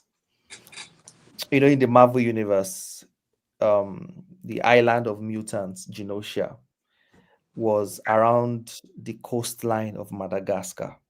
That's right. So it's like, well, technically, Genosha is an African nation. It absolutely is. Yeah. Ruled by Magneto. Not Africans. So it's like, so okay, let's see how this in essence, it's Australia, right? Because Australia was a land of indigenous peoples that colonizers came in and threw all their criminals on and said, develop your own country, and they took over the country. Genosha is kind of the same thing, except we never get to see the indigenous people of Genosha. It's like, was it just an island with no people on it? That's the thing. What happened to the original inhabitants of Genosha? That's a storyline I'd love to see a writer do. That would be interesting. Maybe that's the story, because it's about the interaction between T'Challa and Magneto as basically a white leader of a black nation. Oh, how do you do that without showing the black people of that nation? Because I'm just saying, I've never seen them show stories of the indigenous population of Genosha. Like, they've never talked about them. Do you recall ever, Antoine? No, they haven't. So maybe this will be the first time. That would be dope. It would be very interesting. I'm interested to see what he does. So yeah, seeing all that, it seems like all interesting concepts to explore key parts of T'Challa. For my own, what I'm exploring is sense of duty. So yeah. Is the story? I mean, we know that Storm is telling the story, but are they doing something together in your story, or is it just him? Or is that can you say that? I didn't want to spoil the story, but I also understand the question. Let's just say T'Challa is in all 10 pages of the story, and Storm is not. Makes sense. Okay. All right. Let's look. Well, now everybody can know that Black Panther is in the book, so definitely pre-order it and support it so that Marvel can see how people want more from Black Panther and that we deserve a new ongoing solo series. Yes. This is important, guys. This is important, because if we do not, it may not happen. Yeah, I mean, at the end of the day, this is a company and they expect profit. So absolutely, if you don't pre-order the book, what's the motivation to give the guy a series? Right. 60. Although he deserves one based off of his stature alone, I believe. We know that. We know that. But money talks. But money talks. We always have to work twice as hard to get half as far, right? What I'm saying. Yeah. So Captain Marvel, we don't have the luxury of expecting someone's stature or status or achievements or feats to be the basis for the continuation of a book. Right. Unlike some characters who have very deep IP that no matter how bad their books are, they're going to keep, the big two are still going to put those characters. There's always going to be a Spider-Man, a Batman, a Superman, a Wonder. Those characters are always going to have books by these companies, always multiple books. And that's because their fans still pick them up. They'll talk shit about the books, but they will still go and pick them up because they're going to support their fans. That's Right. one thing I've also discovered. Spider-Man fans have a way of still supporting Spider-Man. They'll say, Which is "Oh, why I this have a run is whole trash." volume of Black Panther, which I absolutely hate. Yeah. Multiple They're like, copies. "Oh, I can give those suckers away. this run is trash. This run is Message. This they're true. like, this I've run is seen it. Yeah, I have seen it. yeah. This one is trash. This one is trash, but it's still like top 5 best-selling book or something, and all those Right. things like that. Right. Yeah, Our just to characters say don't get how that luxury. They will not let their Just- face pink. They will not. They won't do yeah, it. yeah, just to say how scary, how scared, I think companies can get, when sales nosedive. Captain Marvel had a famous 50-issue run. Mhm. Yeah. Another character to have 50-issue run is Immortal Hulk. Mhm. 50 issues is not joking matter. But the run after that only had 10 issues. Yeah. And after that, there's no Captain Marvel run. There's no Captain Marvel book right now, too. I have a theory. I know people get mad at me when I say this, but I just believe it. I think especially when the first one came out surrounding the movie, I think they just gave her a big budget at that point and was just like, this is the budget for this many issues. Have at it. Because it just, I don't know. The follow up. I think it did well. I don't think it's because of the budget. I think it did well because you would also see the trajectory of the author's career after the book. Well, that's true. Well, and I do think it did well. I do think it did well. I don't think that it did poorly necessarily. It's just, and it's interesting how Because after that is when she did Birds of Prey. It kept selling, it kept doing well. After that, around that time was Absolute Wonder Woman. It quickly started out selling according to that sales chart. We're not sure how accurate it is, but it quickly started out selling Ultimate Spider-Man. So there's no way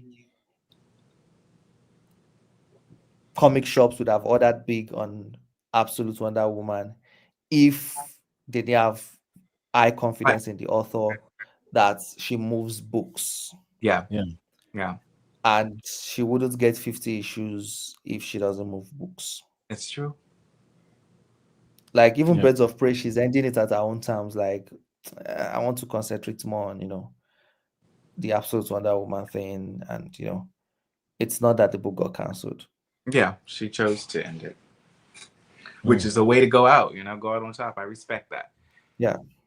It's interesting to me, I think, especially with this last line, with certain, because we know that like there are omnibuses. Like some books I even get 50 issues, but you don't see omnibuses about them. So you can know that those are books that maybe they pushed to the finish line. Yeah. But Captain Marvel has omnibuses printed about. So that means there were orders to the end, and they're like, oh, there are people still collecting it as omnibuses. So you don't get 50 issues and then omnibuses if the book wasn't selling. Right. Yeah. I think Kelly Thompson is those people that I think because she might not be so vocal online, we're not sure what's happening at the comic shops. So I think at the comic shops, she's moving numbers. Oh, for sure. Absolutely. I see it every time I go in there. It's right there in my face. That's how I know, which is great. And because it's a great story. I mean, I'm enjoying it as well, personally. So, and I liked that Captain Marvel run from back then. Yeah. It was a run. So that's what some other fan bases of to go back to our point is what other fan bases do for their characters is yes, the sales drop. That's a given. It happens. But I think what they do is, which it's also annoying on its own level, is they keep sending messages and other stuff that we are not enjoying this direction. We are not enjoying this direction. We're not enjoying this direction. So they're like, okay, so it seems like it's a unanimous statement that people are not enjoying this direction.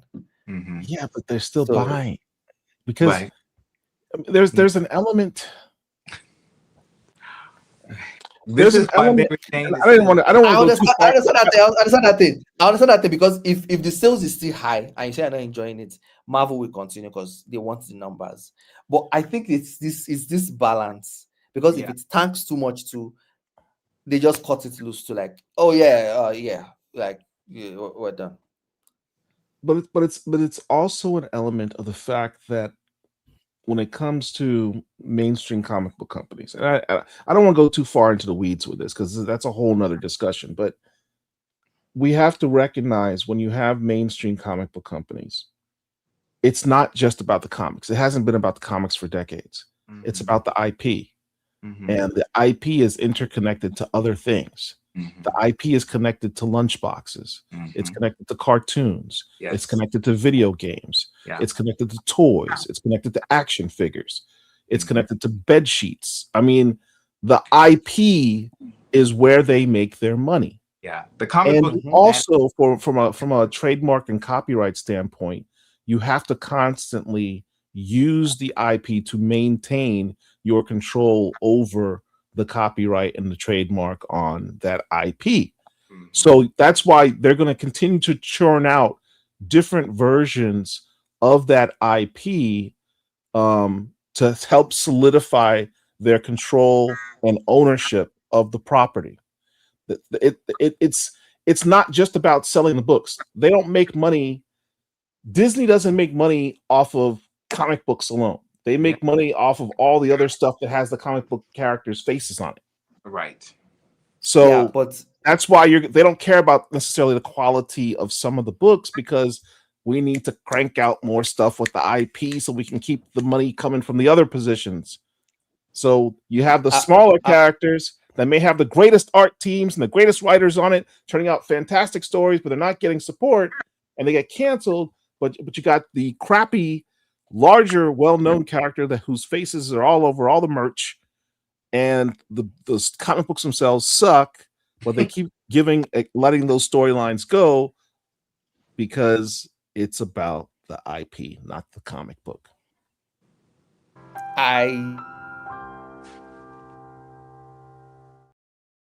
Exactly. That's my soapbox moment for you who are still confused as to why your favorite books are getting canceled. But I agree on some places, but I also disagree on some places. If it's about keeping IP, we see miniseries. Sometimes it's a miniseries. Like, okay, we just bring a miniseries. Do an Ant-Man anniversary. Jessica Jones is a good example. She's got her. Do this. Just to keep the IP, keep the name in people's ears, test the waters if people are ready. That's true. Sometimes it's not just IP and everything. Sometimes they use it to test the waters. Yeah, absolutely. Sometimes a character doesn't hit it off now. 10 years later, it hits big. There's what's her face from who did Jessica Jones in the television show. She's been spotted on set of the MCU stuff they're doing because they're bringing the character back. Mm-hmm. So as Murewa said, testing the waters to see. Whenever they put something on the screen, the comic books are the promotional material for the other IP on screens, whether it be television or movies. So they have to test. We have to see if we can put out a comic book to help promote this television show, which we're spending all this money on. Yeah, Kristen Ritter. Thank you, Kristen Ritter. Okay, look at Wolverine. Wolverine was first, an Hulk villain, and he's fairly popular, but he pops off when he joins the X-Men.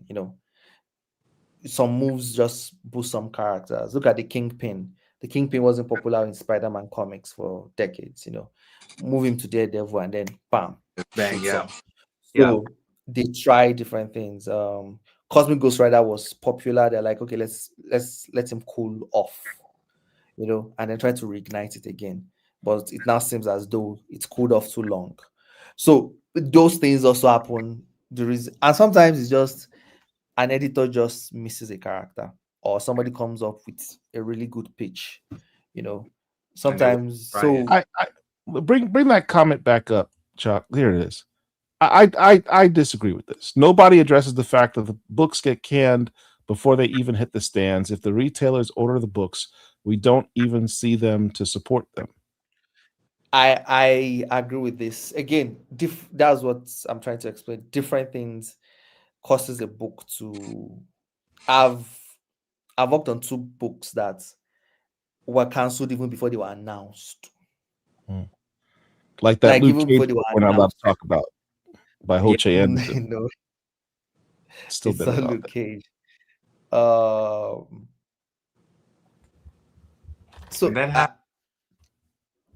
okay, now I remember the 2 books, but I'm not saying it. But so there are 2 books like that, and it might just maybe later I might see a book that comes out that is similar to it. So it's sometimes like maybe another creator came up with a pitch. Maybe sometimes they're in a legal battle concerning the character with someone, for example, we don't know why. Nobody knows why. But Riri just disappeared from comics for a short while. Her show was not good. No, before the show. Before the show. Most people didn't notice. Riri just disappeared from comics for a while. She's not showing up in there was no Champions comic. We stopped seeing her in Invincible Iron Man, even though there was this build-up where she got the Mandarin rings and all those stuff. We stopped seeing her. And they announced a mini-series that's supposed to be written by Stephanie Williams, I think. That was solicited. The issue one was solicited, and it went off. And we didn't really see Riri, and I think Riri is back now, I think. So, but it's just those things. So maybe something happened. The show too took a while to come out. So maybe there was some legal things happening in the background about ownership of the character. Maybe that's why the show was delayed. That's why we didn't see her in the comics. And that's why the miniseries was cancelled. Yeah, she did. So, yeah. Yeah, there was like a little 3 to 6 months span. That's like you just didn't see Riri. Ownership of the character. I hadn't thought about that, because that would lead to why they had to make so many rewrites on the series. Because if you had elements that came from the original creators' thought process, their IP, then that would be a basis to change the storyline so it deviates significantly from what was in the comics. That I hadn't thought about that. So yeah, so that different in answer to your question, 9 means pre-order sales. It's a combination of you're not entirely wrong. It's just that there's also a combination of pre-order sales and that particular retailer's desire to have that book. Sometimes people can say, "Hey, I'm going to pre-order this book," and the retailer's like, "I'm not interested in that," because even if you pre-order the book, if the retailer also makes money off of some of the books that sell on the shelves, and if they don't anticipate that, if a retailer has 500 customers and there's only 2 that pre-order the Storm book, that retailer's like, I only got 2 customers that buy that. Like, I need to know that if I buy some extra copies to put on the shelf, it's going to sell as well. Right. So if that retailer doesn't feel that, despite the fact that certain people have pre-ordered the book, there's not enough market for others, that would Yeah, like Eclectic Blood Niche just said, look at the Amazon sales chart, for example. Every week we're in the top 10. Every week where we come out, it's in the top 10. You're like number 5, right? For number 3, right? Yeah, usually even in the top 5. Yeah.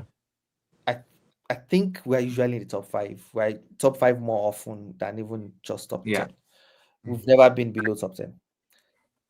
But not in the comic shop sales chart. And why? It's just because some shops are probably like Storm. Storm has never sold before in my 30-year career of owning a comic book shop. Why should I order more? Why should I try to sell this book to my customers? And all those stuff. And then you see books that are like staple characters, that's maybe on the Amazon sales chart were number 12. They shoot up when it comes to comic shops, like they said, the Wolverines, the Spider-Mans, all those things. So it's that too. So I'm not anyone to speak on the quality of stories, because some things work for us and doesn't work for other people.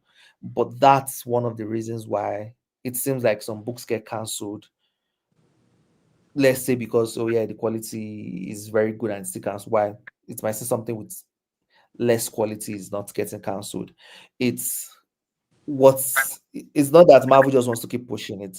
That can happen too, but sometimes just because the shops ordering them just trust those titles more. Mm-hmm. They know that if it's Batman, I will find a way to sell it. Right. Even if Batman fans don't buy it, if a new person comes into the shop, it'll be like, oh, Batman. Mm-hmm. They'll be able to say, Like, why don't you buy Batman? So they know they'll be able to sell Spider-Man. They know they'll be able to sell Batman. Yeah. They know if they don't sell it this month, they can sell it in back issues. Yeah. That 5 years from now, one person is going to, like, even a bad run of, let's say, Superman, 5 years from now, somebody's going to say, oh, I use this element from this run and I use it in this super more interesting way. Now that issue is a key issue. Right. Now And the shop can sell it at the higher price. Yeah. Yeah. It's what I will say on that same note, because I agree with both of you on different points. I will say I do feel that our last go round, the last Storm series, from that started in 2024, did start to shift the paradigm. At least from the research that I've done in my traveling across the country within the last year, there has been a shift, which is a good thing, because a shift can kind of help you cross over the next threshold if you can get to that point. And the shift to me that I heard and that I really was kind of like was recurring was that they felt, how can I put this? Well, I'll just say it. They felt that Storm was more relatable in the book. And I think there are a couple of reasons for that. There was more physical, if it makes sense, there was more physical violence, and there was more physical combat. And if you look at Marvel's most popular IPs, none of them are powerful in the traditional sense on paper. Spider-Man, Wolverine, Batman, those IPs, they fight. They're brawlers. They're bruisers. So people can relate to somebody being punched in the face. So people, they like stuff like that. Whereas, yeah, it's kind of ironic, because one of the comments people have made is, well, Storm is so OP in this run, and it's kind of like, yeah, but most of her battles are actually physical ones, as you pointed out. So that's kind of interesting analysis. It's that really important balance between highlighting, yes, she is a super powerful character that can take on high-level threats, but what a lot of people like to see is physical violence. People punching each other, people stabbing each other. That's people getting eviscerated and lobotomized and having their guts and intestines splayed out all over. Oh wait, it's a Murewa Ayodele. It's a Murewa Ayodele thing. And you can tell by how the paradigm has shifted with this last series, because now you've got people who didn't really care about Storm before, who were like, oh, let me check this book out. I've seen it in real time. Where like somebody who's a Spider-Man fan is like, or a Batman fan is like, I like that. I've heard it. I like that Storm series. Or I'm talking to them and they're like, yeah, I picked it up because I heard somebody tell me that it was really good. And, I pulled it and I guarantee you it's that balance. Because if it was like Worlds Apart had some of that, but Worlds Apart was very power heavy. And that is hard for a lot of people to relate to. And it also comes down to the branding aspect. People can buy straws. Kids can buy straws and put 3 between their fingers and pretend they're Wolverine. You know what? They can go to the store and buy a Black Panther mask and the claws and pretend they're exactly. It's that hands-on thing. It's hard to say. For number one, she's a female character, so there's also that battle. You'd be marketing to a different audience, so it'd be a different way that they could do it. They could sell her diadem where little girls could buy. There are ways that you can do it, and there's branding ways that it can be done. But if we're looking at what sells the most and what's the most popular, it's stuff that people can emulate. Bro, you just said something that's I think it'll be huge. Like when they bring back Storm in the MCU, they need to bring back her crown. Absolutely. and that crown will be would be the greatest piece of merch that they could sell. Now. Yeah, they did a Black Panther every necklace with his. Every girl would have that crown. Yeah. Every costume we created in the Storm series that we introduced to Storm series as that crown. Yeah. The crown is that's besides. I mean, the lightning bolt is kind of Thor. The lightning bolt and the hammer is kind of more associated with Thor, but the crown, when you see that, you know that's Storm. Collective Learning Niche gives you a shout out. If you like the type of violence, pick up Bakugan. Yes. I keep referencing that book for a reason, y'all. Yes. It's a work of art. Yeah. All right. We see you, Cersei Wineglass, with the first super chat. Appreciate that. That means you're going to be. Donation. It's a donation. I thought it was the trash. Don't be hitting on me.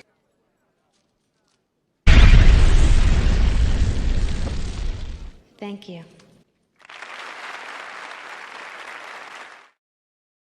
That means when we start our question and answer session in just a few moments, yours is going to be the very first question we ask for that super chat. Thank you. Super chats always get first priority questions. All right. We have a new section to go through, which is this. Yeah. Oh, yes. Yeah. I love this one. That crown too. Yeah, the crown. And she looked at the danger. She looks so dangerous. Like, it's scary. Yeah. In this new Storm, Mightiest Mutant of Earth. What's the title again? Earth's Mightiest Mutant. Earth's Mightiest Mutant. Can I please get Doto Nakande on the cover, please? I think that's for the marketing team and Tom Brevoort. I think Tom Brevoort gets his particular picks, and then the marketing team also have their own picks. Oh God! So I don't even think the editor picks all of them. I think are they not seeing this art?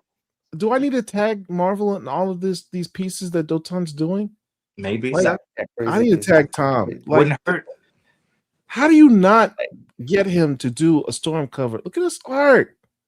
You might do that a double page. Like, it's like all those classic, classical arts. Yeah. Look at that bird. Yeah. That bird is like Bill Sienkiewicz shaped. Yeah. And you see the X on his feathers. Yeah, X. Oh, I didn't even notice that. Yes. Damn, that man's good. Really good. I really gotta just get my money together and get Doton to do me a commission, man. The saddle, the fabric on the saddle is Ankara, so it has all those patterns and all those. Yes. Mm-hmm. The detail he puts in his art, you really got to blow it up to understand the detail that he puts into what he does. Yeah, I can't remember. I think the dimension for this, the width was like 13,000 pixels or something like that. Yeah, he's super detailed. What I love to see is when he does the videos of him actually doing it. Oh yeah, and that's when you see when he gets in really small, and you can see him doing each little stroke. It's incredible. Mm-hmm. Yeah, like because look at the lights there. You will see some feathers that catch the light, but are in the dark area. What a way he looks at the world. All right. My man, Torrin Clark. I'm interested to see what this is for. It's obviously an X-Men type piece based on the behind. Yeah, because the background. Yes. But TC, as Lord Chocolate likes to refer to him, knocked it out the park. Mm-hmm. This is I have looked and reposted this so many times. Torrin Clark, I've never seen a whack piece of art from him, but this he really outdid himself with this. He outdoes himself when it comes to Storm. Even his Storm variant cover was sick. This is incredible. Look at the gold. Mm-hmm. Little crackle of electricity out of her eye. The expression on her face of F around and find out. I mean, which is kind of how she always looks. Yeah, he captures the Marvel. Torrin Clark captures the essence of characters in his art. It's incredible. Yeah. Yes. All right. So we've got let's see, Choro Receipts dropped a whole bunch of art on us. This one's from Milawanda. She says, brings to life one of my favorite love songs by Mint Condition. So we've got that. The Boogie Down Blurred tagged us on Luciano Vecchio's work. Yeah, he did some designs for Storm for Resurrection of Magneto, but they weren't used. I like that one with the hood. You see the one with the hood in the lower right hand corner? That's kind of not often she wears a hood. I can only think of like one time where it was a costume, at least, that she wore a hood. Yeah. This one by Pepe Draws. That's not Pepe Larraz. I mean, is there a different Pepe? Yeah, it's a different Pepe. Okay. I found that out. I found that out here too. Red roller ball. And this is my man Kanan White. Who we saw at our virtual con a couple weeks ago. Shout out to Kanan White. Yeah. Uzuri art. We already got artists calling themselves by Storm's tribe's name. Marvel Rivals. He's called himself that for a while now. This one looks like the Wanda Wise, doesn't it? I can see that a little bit. Yeah.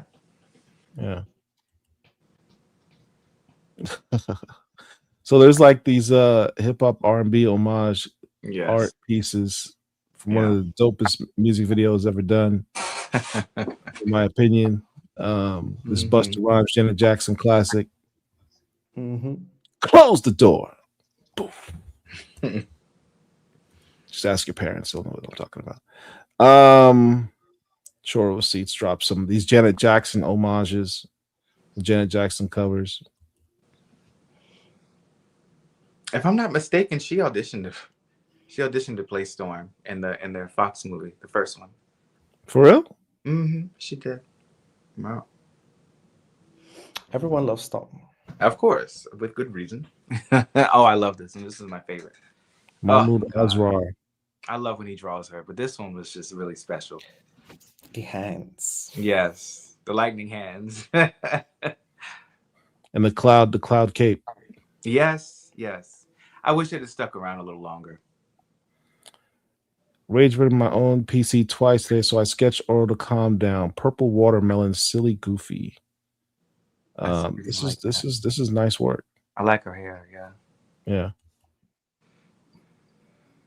Oh, look, it's the Avengers cut. I like that. It's a cute haircut. I like that. Yeah. I've never seen that particular hairstyle on Storm before. That was probably from when she cut her hair after fighting the gods.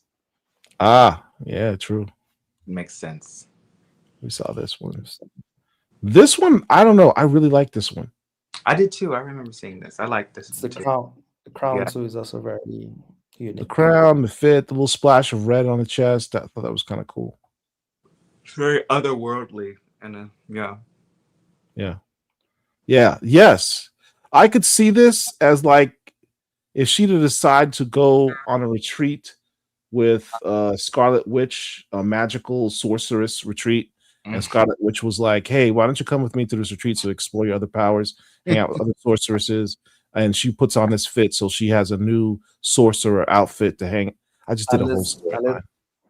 And let's go kill some other gods.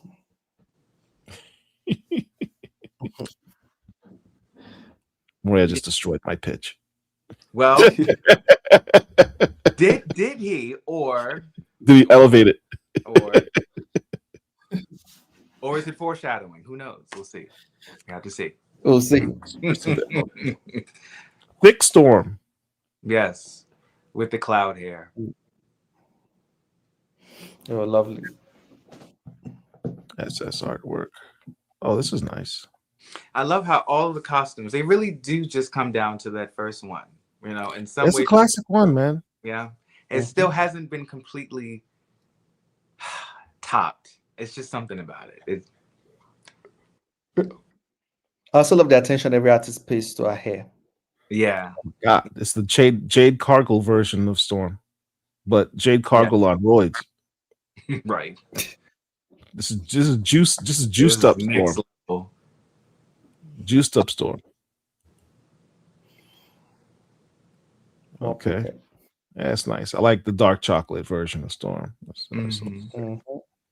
Oh, Peach Momoko. Peach Momoko.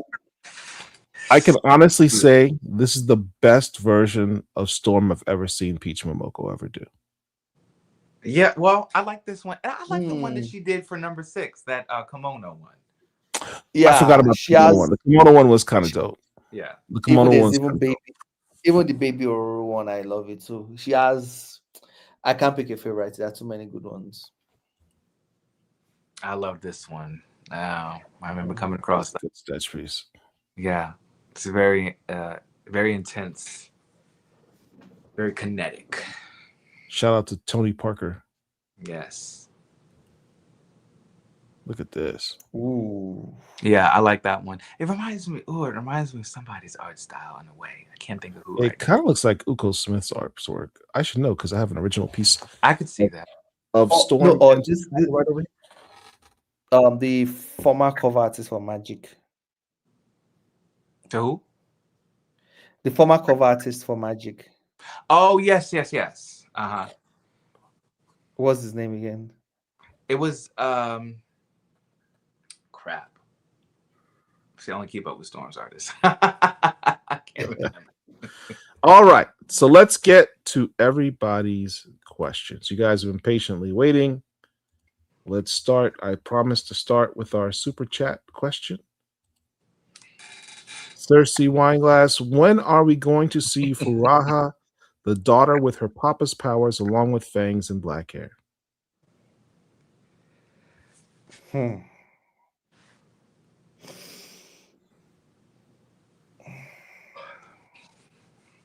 You heard it, everyone, or saw it.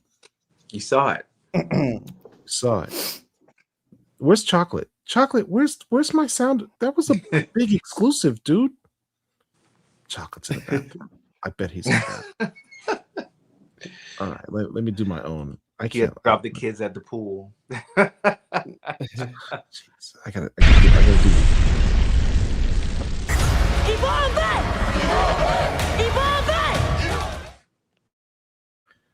Nice save, Chocolate. But that's not the one I was asking for. I know that was the right one. This is a Black Comic Lords exclusive. Furaha will show up in issue number. I think it's this. Actually, it's issue number. Right. Actually, yeah. Yeah. All right. But not in the way you would expect it. But yeah. Well, what did you say? I want to write, not in the way most people would expect it, but yeah. I want to write more for so definitely I'm going back to the character.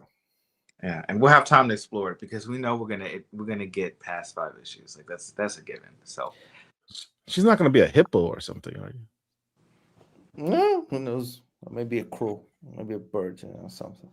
I mean, I was being facetious, but it's comics. Legitimately, that could literally happen with Murewa. Yeah, it's comics. All right, let's go to the top of the heap of the questions here. Howard Yates. Sorry. Was any of Storm's maternal ancestors truly evil?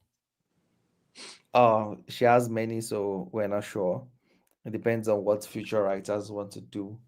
But so far, we don't know any that's evil.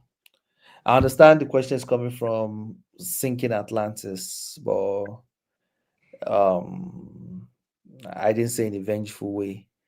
It's more like she triggered, she unchained the cataclysm. So yeah, it might have been a mystical sneeze, and all of a sudden, poosh. In a fit of fury, though. But we're still not sure what happened. Maybe they stole a kid or something. Next question: if you or a different writer wrote an Immortal Storm, what do you think it would be about? It depends. It depends. An author could explore our relationship with eternity, the flow of time, and eternity taken her through different futures. So to them, it's basically as though she's immortal. Another writer could do a story because most of all those key ancestors of Storm all look alike. If you saw Aisha or saw Ashake, you would think it's Storm. Yeah. So it could be immortal Storm in that way, like avatars in Avatar that's Bender. So where at different eras you would see someone that looks exactly like Storm, playing a significant role in the protection of the world. So, and it's like, yeah, immortal Storm in that sense.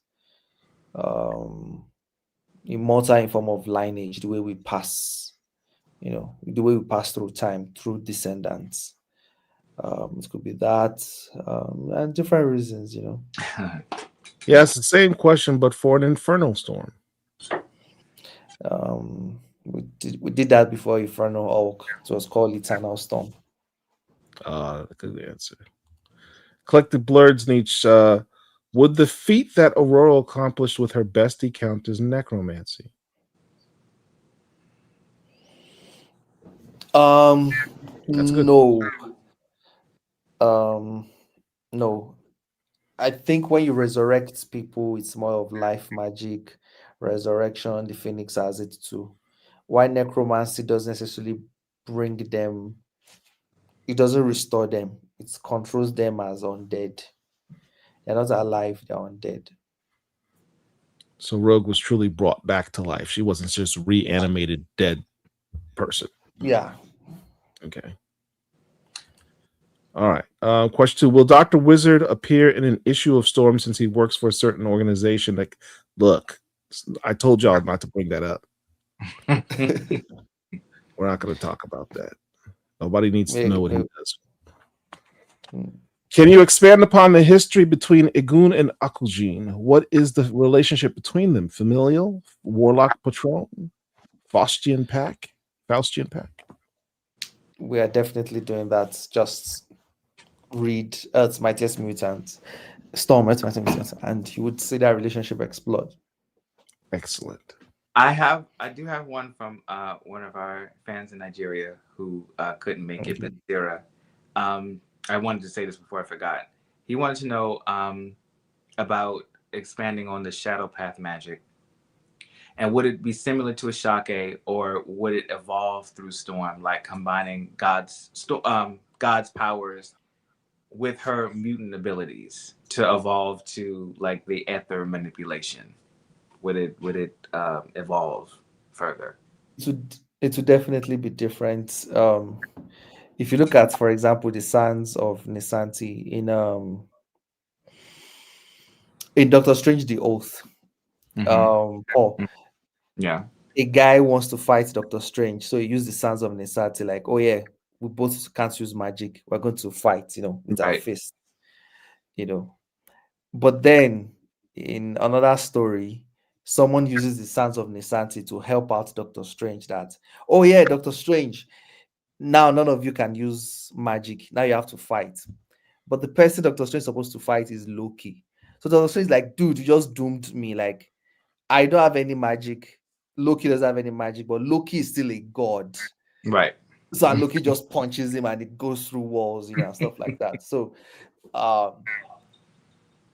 this battle, for example, if Rogue didn't take Storm's powers, if she used the Sons of Nisanti, she would still have her mutant abilities and just wreak havoc with her lightning and everything, and it would be like quick work for her using it. So we don't usually see people with powers use magic. So we don't usually think of that, That's an example of, how people that have powers and magic, so it can be combined. So Storm, for example, like say maybe she still has like mutant abilities, control over weather, and she could use Shadow Path to, control metal. something she would not be able to do normally, you know, and use like lightning rods or something to like, you know, accelerate that. This, you know, there are different things, so it can be combined and everything with and in different ways that we can't say in the future. It's what makes it fun when someone that has powers already now uses magic, because they can now combine it in cool new ways. Yeah. I found a theory online that one of Storm's ancestors could be a Faltine, a race of mystical energy beings that Dormammu and Clea belong to. Thoughts? We'll see what the future holds. No theory is bad, you know. We'll see. Storm have superhuman strength in this future since she pulled a version of Scorpion's Come Here with Temu Spiral. Temu Spiral. Yeah, she's been working out. Akujin really is Temu Spiral, though. Is Yukio more of an implied lover for Aurora during the Claremont days? Well, yeah, it was the 1980s. There's only so far you could go in Marvel. But I think it was pretty explicit that we shall see if it comes up in Murewa's run. Yeah. Is Aurora's compassion towards animals the reason why she chose a more merciful way to take out the rhino-like war beast? No, that's a monster, and they killed her storm engines and everything. It wasn't a merciful way, it was a poison. That it was just she was running out of weapons to use. And I really wanted to use a blowgun, you know, because that was one of my list of to-dos by Roland Bosky. So yeah. All right. Storm is merciful to humans, as even more so that she is merciful to animals. It's just that these people are monsters and are really evil ones. Yeah. All right. Really appreciated showing Shuri tapping into her magical powers to fight Agun. Were there other lesser recognized magic users you wanted to show giving their last time against Agun? And if so, who? Pandora Peters. Yeah, no lesser one per se, but if I had more pages, I wanted to show Scarlet Witch and Dr. Doom, because in my head, when they heard that Sorcerer Supremes were being taken out, both of them had to reluctantly pair up together to fight him, and I wanted to tell that story because that's been very, very interesting. See Scarlet Witch and Doom try to work together. That would be dope. When did the Gambit Rogue Red scene take place? Because Remy looks way younger than he does in Unbreakable X-Men. It takes place after Unbreakable X-Men. It's just the artwork. Yeah, it takes place after Unbreakable X-Men.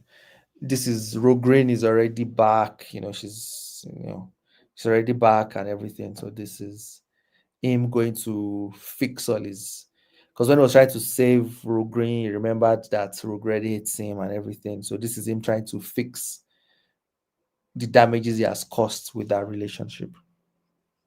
All right. Good evening, Ayodele. I would like to ask a question. Why have Storm used Shadow Path instead of the magic canonized by Claremont and Storm and Ilyana, and by Ewing and X-Men Red, the magic of creation? Shadow Path is also canonized by Claremont and C.B. Sobolski in their stories as well. There are different magical systems, and like I said, on Twitter too, Storm uses a lot of magical systems in Rogue Storm. She summoned the Razor Bill. She used the Sands of Nisanti, which I think was taught by the Ancient One to Doctor Strange. She used quantum incarceration. She used so many magical systems. Shadow Path was just one of them. And I think it's kind of a little weird if we're okay without using spells of Doctor Strange, spells of Dr. Voodoo, and are using a spell from our ancestor that is actually linked to her, is now the one causing issues here. There are different magical system, and that doesn't decanonize the magical system that a version of Storm used when she was in limbo, to help protect Ileana in the story.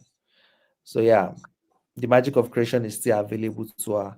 This is a journey. Even the shadow path, she uses it in a way, not the way Ashake does it. She uses it in a way that Voodoo would do it, by using Yoruba. And it's because our teacher right now is Dr. Voodoo. So everything is a journey. Storm's age right now and Storm's age when she was helping Ileana in limbo is not the same thing. Yeah. So if you're saying, the magic of creation is the end point, she's going to explore different things before she gets there. There, that makes, because she was an old woman in both of those. She was like over 100 exactly, and red. Yeah. So if that's the end point, she's going to go through. She's going to experiment before she finds something that, okay, this works best for me.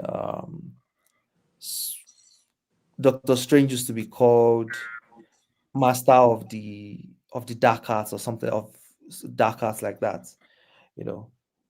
and now he's like, oh, he doesn't use dark magic because the Vishanti don't even want him to do it,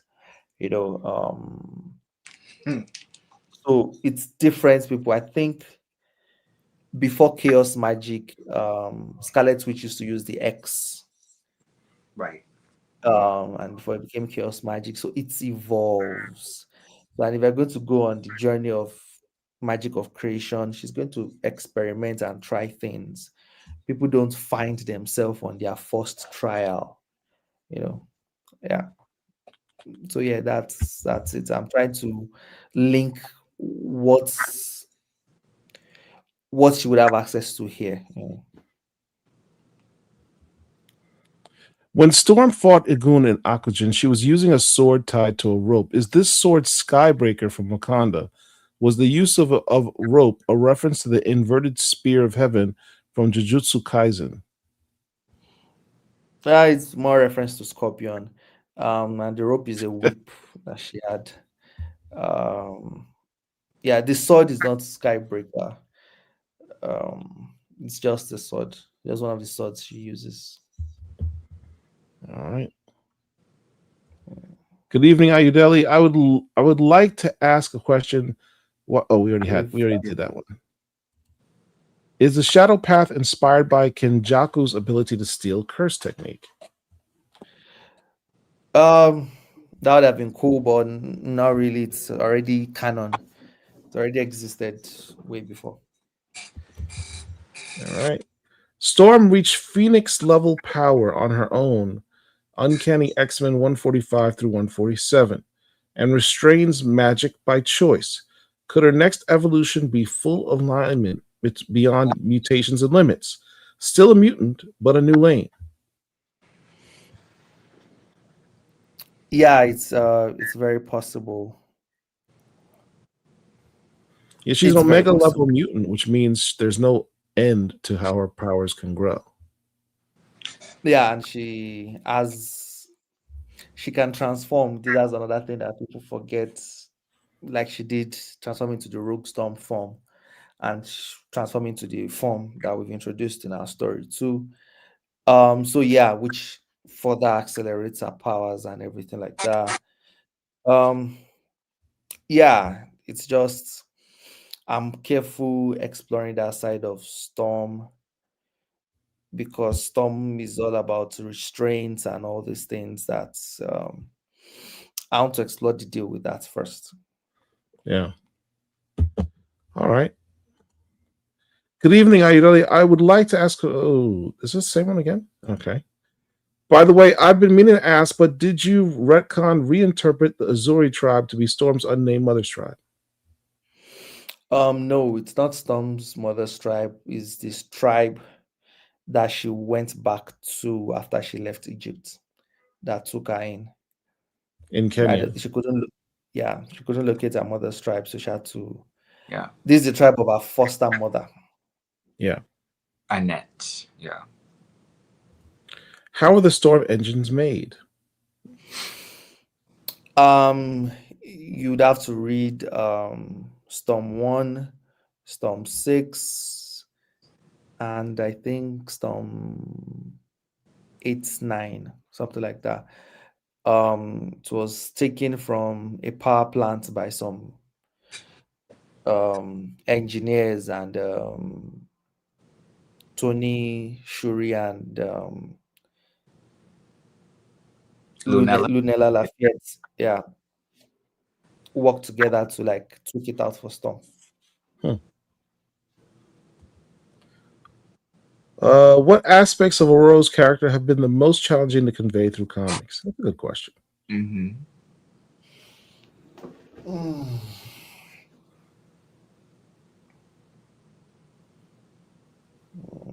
You made Murewa pause. That was a good question.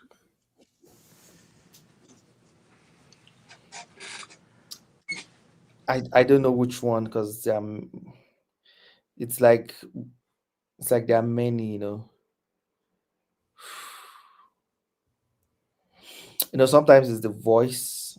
There are some things that if it's said out loud, in a certain voice, it sounds cool. But when you write it, it's like, dude, why are you explaining all this to me?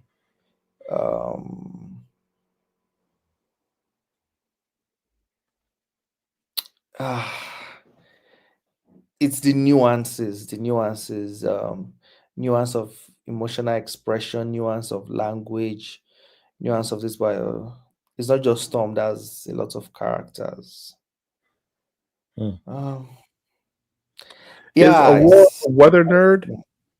How do you approach showing the depth of the weather science knowledge? The Rupert's drop comes to mind.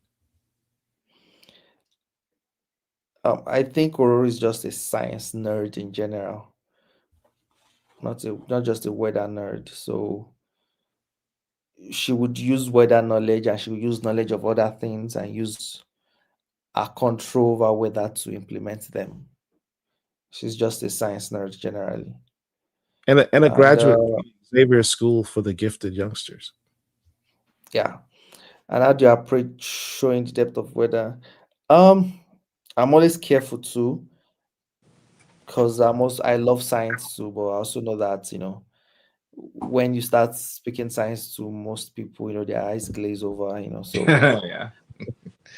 Yeah. So I'm careful, so I just drop it here and there, and some is just visual. You don't even know what happened, but I have a whole thesis in the script describing that, oh yeah, she did this by super hitting this and this, but yeah, you don't see it in the final thing. I think in the panel description for X-Manhunt, when Storm pulls the lightning, I'm not sure if it was even eventually even illustrated that way, but I was like, yeah, because lightning is, as hot as the surface of the sun, blah, blah, blah. The metal of her gauntlet while she's pulling the arrow should hit up red, Things like that. So it's just little things that sometimes they show up in the art, sometimes they don't, But it's there. It's not every time I describe them, and sometimes I get to describe them. What have you enjoyed most about the writing process for this next leg of your Storm run? I think it's become more philosophical, so I'm enjoying that. It's also become more daring. I'm doing some wacky concepts that are very Grant Morrison.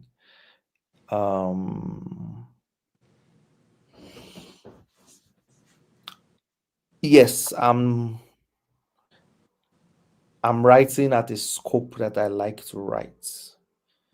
Some of my favorite works of fiction are things like, Lord of the Rings, and where there are so many moving parts and so many characters and all those things. So yeah, Storm has more screen time than in previous issues, but I'm also targeting. I'm also bringing in more characters that we get to like cut to and all those things like that.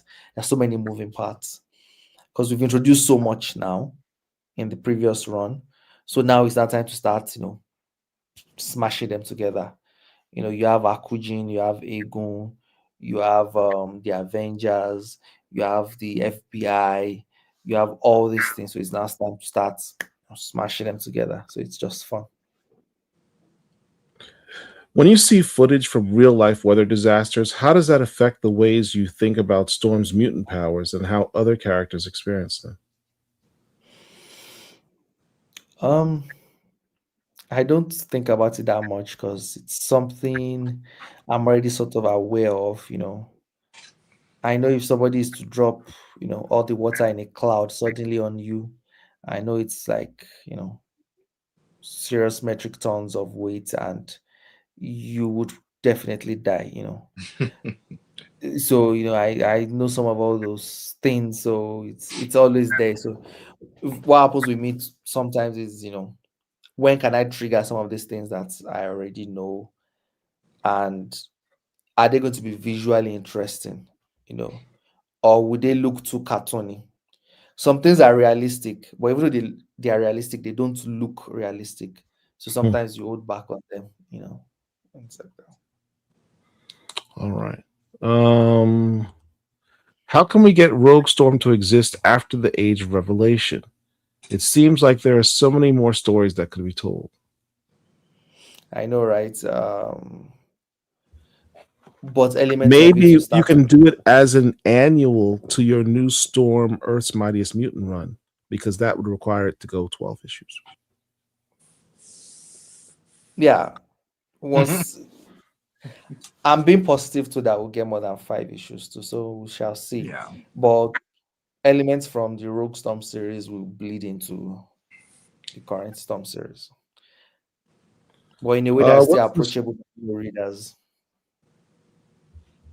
What's the story behind the lightning sword choice? Just trying to remind people that Storm can do that.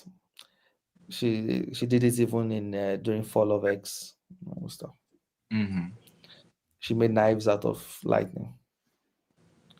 Is Shadow Path like the Force? No, it's a magical system. Where is Wolverine? On X-Men. I'm sure he's in someone's bedchamber somewhere. Hey Maria, any chance we could get the box braids back? Not in the current Storm series, but okay, let me spoil it a little. I mean, I don't know. There's a chance you might see it in the Black Panther short story. Okay. Isn't that Ogun more of a Kitty Pryde and Logan? Yeah, two types. Same name, different character. Yeah, same name, different characters. No. There's another Ogun. That is the villain, god of metal and war. That is the villain of Dr. Voodoo. That's one I'm talking about. But there's there's an Ogun that is Ogun. Okay. Yeah, that is a samurai ninja kind same of name, two different characters. Right. Yeah. All right. Good evening, Ayodele. I would like to. Is this the same question? Why does it keep asking the same question over? Would Shadow Path be similar to Ashaki or evolve through Storm? Like combining God's powers, would her mutant abilities evolve to ether manipulation? Oh, I guess he is. We've answered this one. Yeah, we did this one earlier. Yeah. Oh, we did this one? All right. Yeah. That one again. Mr. Murewa, what other Marvel characters would you be interested in writing main books for?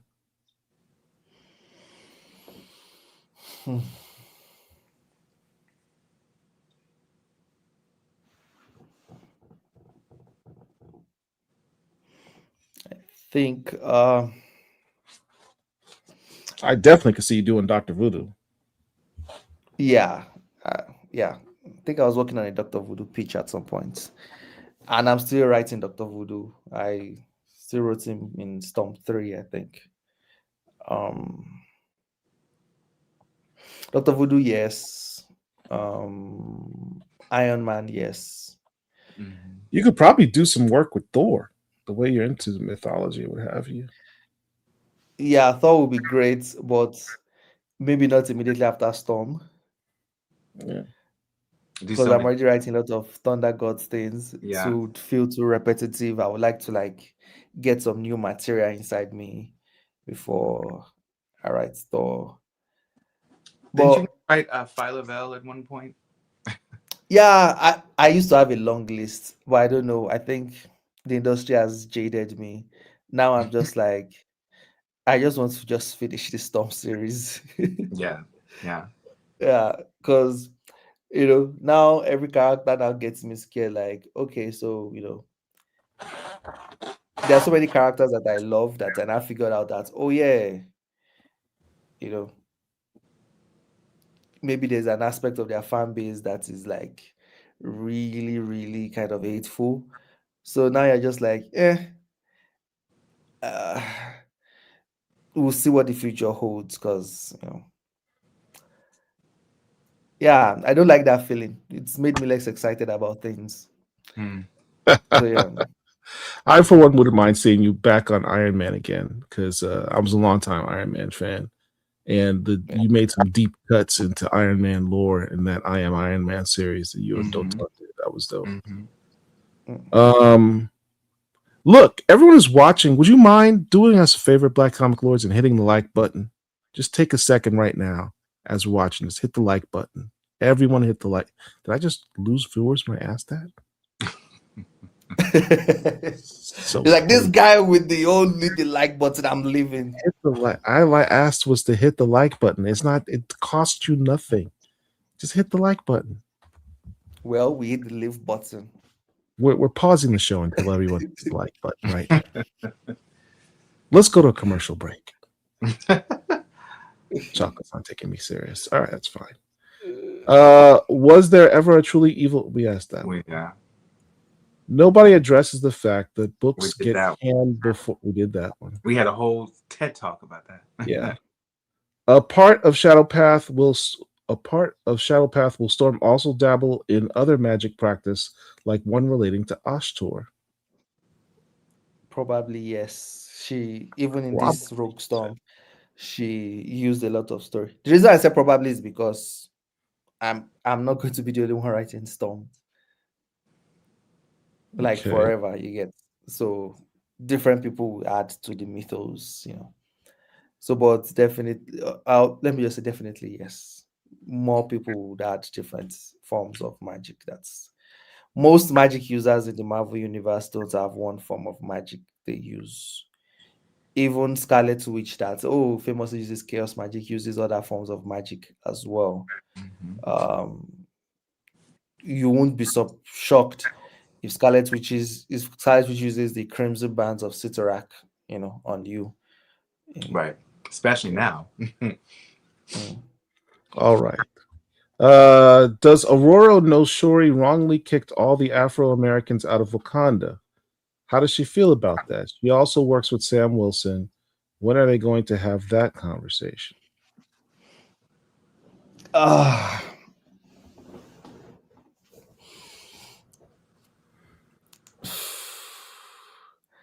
think there are a lot of things that happened in Captain America. Captain America, Symbol of Truth, or whatever it was called. Symbol of Truth. Yeah, Symbol of Truth story. Yeah, I had a lot of problems with that story. No disrespect to Tony Onyebuchi, but there were some problematic plot points in that story, in my opinion. I think I would not say problematic. I would say challenging. And if your book gets cancelled before you resolve the challenging plot points, then it now becomes just problematic. Yeah. So right. That's the most diplomatic way of saying you pissed people off and they stopped buying your book and it got canceled before you could fix it. Okay. As writers too, sometimes you want to challenge the audience too, because I think what it was going for was we talk about immigration Since Tocho Ebuchi is also an immigrant from Nigeria, so he's probably experienced a lot of anti-immigrants, ideologies, and it's like, okay, we talk about how America can be anti-immigration, and but we also love Wakanda, and Wakanda is one of the most homogeneous nations in the Marvel universe. Yep. So it is, if we're going to point at the US about immigration, let's first address our own Wakanda. And then you start the story, and then the story gets cancelled before you resolve it. I think that's what happened. I don't think it is him deliberately trying to make Wakanda more problematic. It's him pointing out that what do we need to talk about Wakanda being so homogeneous if we're also going to talk about anti-immigration policies worldwide. Yeah. So for the record, that's the immigration issue is not the problematic part that I was referring to. I'm not going to get into that discussion. Oh yeah, so yeah. I don't want, but I think that's, I think that's the parts they are talking about here, because I think some African Americans wanted to move back to Wakanda, and yeah, Wakanda was denying them entry and all those stuff. So yeah, that's the story. It's always when I see African-based characters and African American characters in comics, these are sort of the discussions I feel that they have that are tensed, that I don't even think the reading audience is ready for those discussions. Yeah. As someone who's from a family of immigrants myself, I can tell you no. Yeah. There's some topics that are still touchy. My last question from Sarami. Murewa, it felt like you were skeptical about try new things with Storm because she wasn't OP. Any new power-ups or new abilities regarding her mutant abilities, like Let Loose? But that's never been who Storm has been, though. I think it's interesting, and I don't mean to cut you off, but I do see that sometimes it's interesting that, and I'm not saying that's a bad question. I'm just saying it's interesting that people say that about Storm when that's just not ever really who she's been. Storm's thing has always been restraint and holding back and being in control. Does she let loose sometimes when it calls for it? Sure, but it's not a common thing, So I always find that interesting, and I wonder why. I get why people want it because it looks cool, but I also think a lot of people want it because they want to debate people online. It gives. I've got ammunition now for my versus thing, and I'm not saying this is what he's saying. Just in general, I do see that a lot, and it makes me question why. Why do we want this? Just an observation. Yeah, I understand it. Like more and more, I see that there are some real life things that a character faces that now create a desire in the fan base. Like we just said now.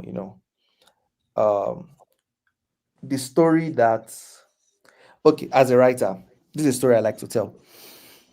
Some of my favorite stories are like Avatar: The Last Airbender, the way it's structured, Invincible, and we all know who the protagonists of those two stories are. It's Mark Grayson and it's Ang.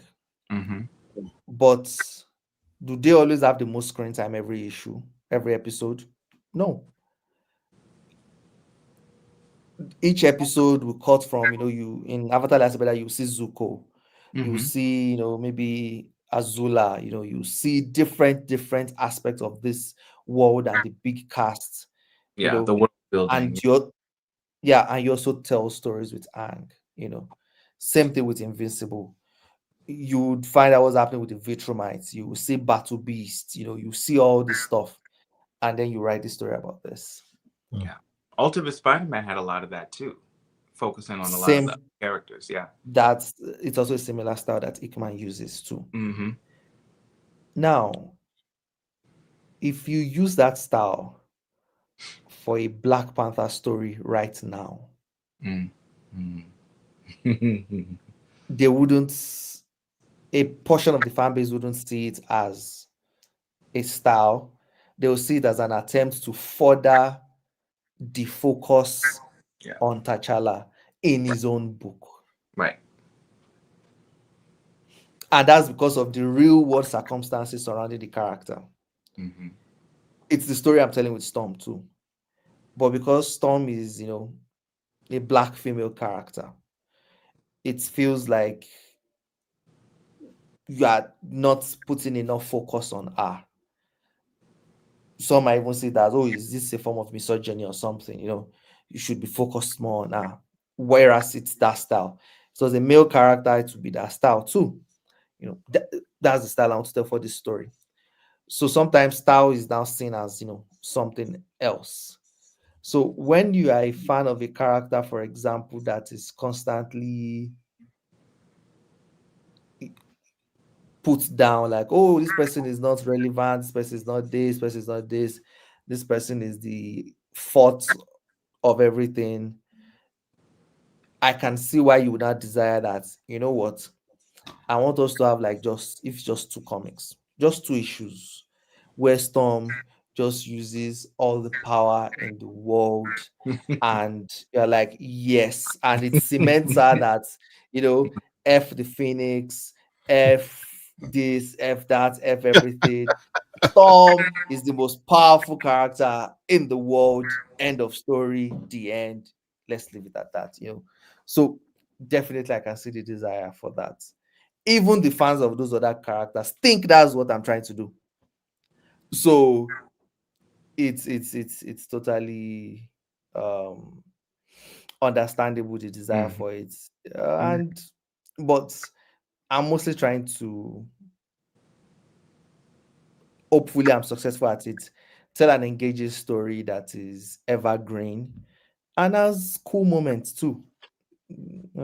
Cool moments of her letting loose and using her abilities in unique ways as well, but also having drama, having emotions, having all these things all together. So yes, you would have those parts too. So it's not me holding back because of maybe fear or anything. It's just me trying to, quote unquote, hold back so I can tell a full story. All right.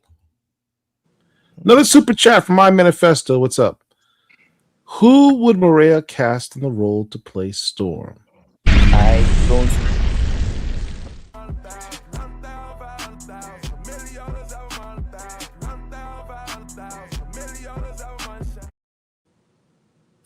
I don't know the names. Hold on.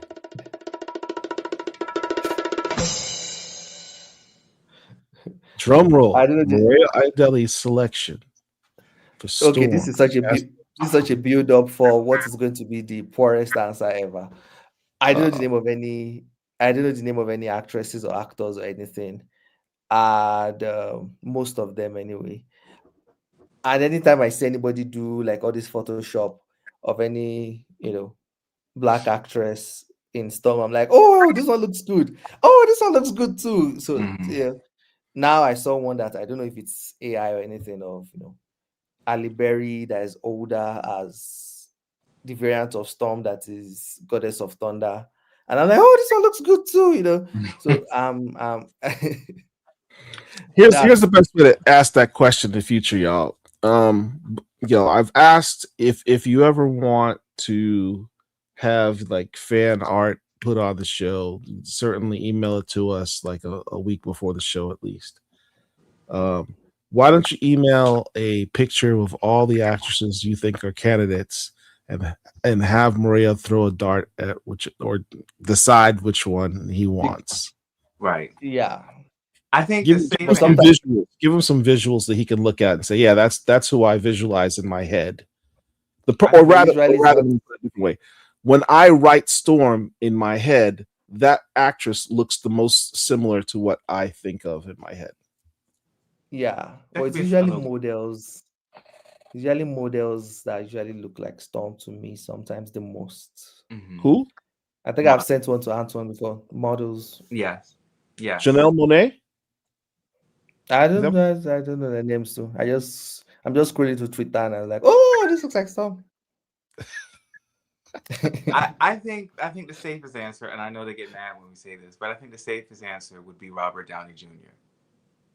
Yeah. Because he's the dude that can play the other dude that can play Storm. Yes. Yeah, that's what I said. That's what I said when Marvel asked me for an interview, and they deleted my answer. And they did, yes. I remember that. All right, next question. You mentioned in the last chat that you were planning for T'Challa to make an appearance post Rogue Storm. Did you mean any upcoming arc, Storm 1 through 5, or just somewhere else down the line? I'm already building up to it. I'm already building up to it, and I'm building up to it with caution. That was the answer. I'm building up to it with caution. Why? Throw caution to the wind. Improve your sales. Put T'Challa in the book. That's just my personal opinion. That's not on behalf of. Where's my disclaimer? So much division. It's not division. I want unity. It's the opposite of division. Well, yes, I know what you mean, but I'm just. I seriously didn't write a disclaimer before I get in trouble with the other. We start interaction with Anansi. I do.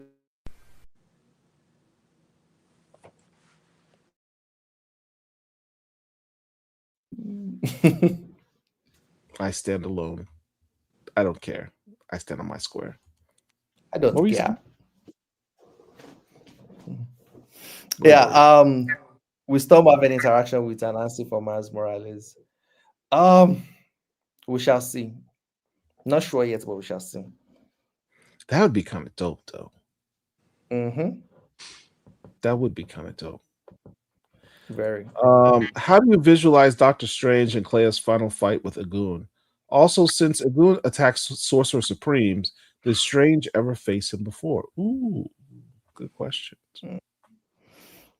Yeah. I imagine that it's not even about power levels, for example.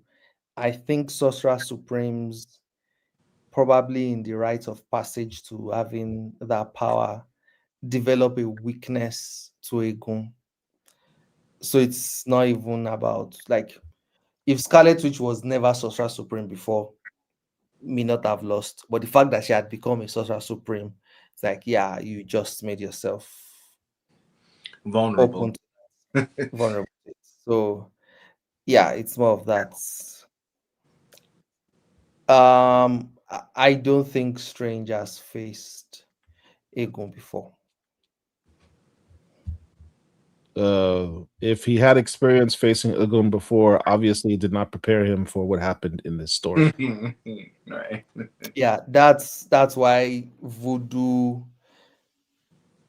was the one that we showed, was the one that we cut to, and is this fight that we reviewed because he's the one that's faced Agun before. Oh my god, I cannot believe we only have 45 likes. Everyone hit the like button, right?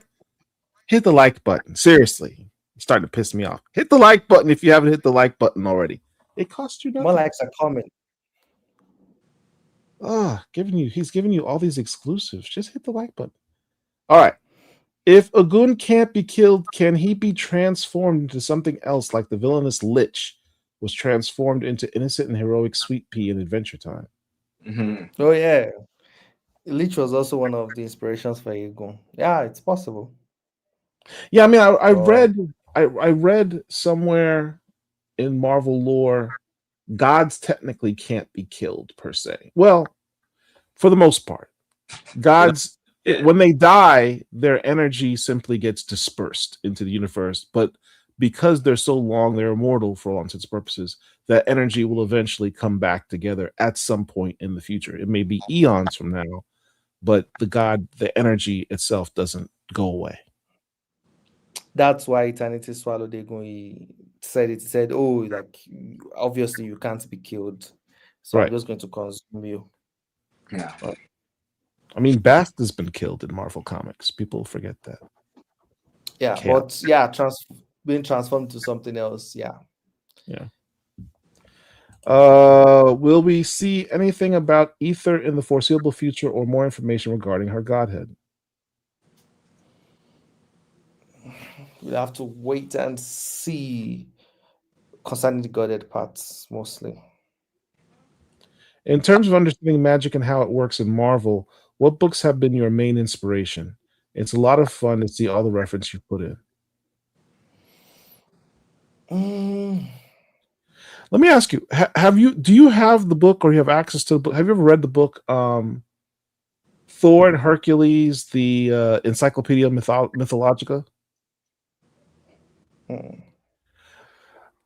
Ask Marvel to send you that book, Thor and Hercules, the Encyclopedia Mythologica. It's not easy to find because it had a very low print run, but I'm sure Marvel can get it for you.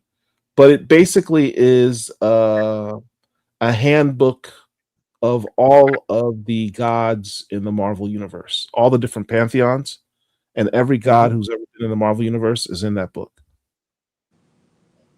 Okay. Very dope book. I'll check. The books I read for magic and mysticism, there are many, but I can't remember all of them.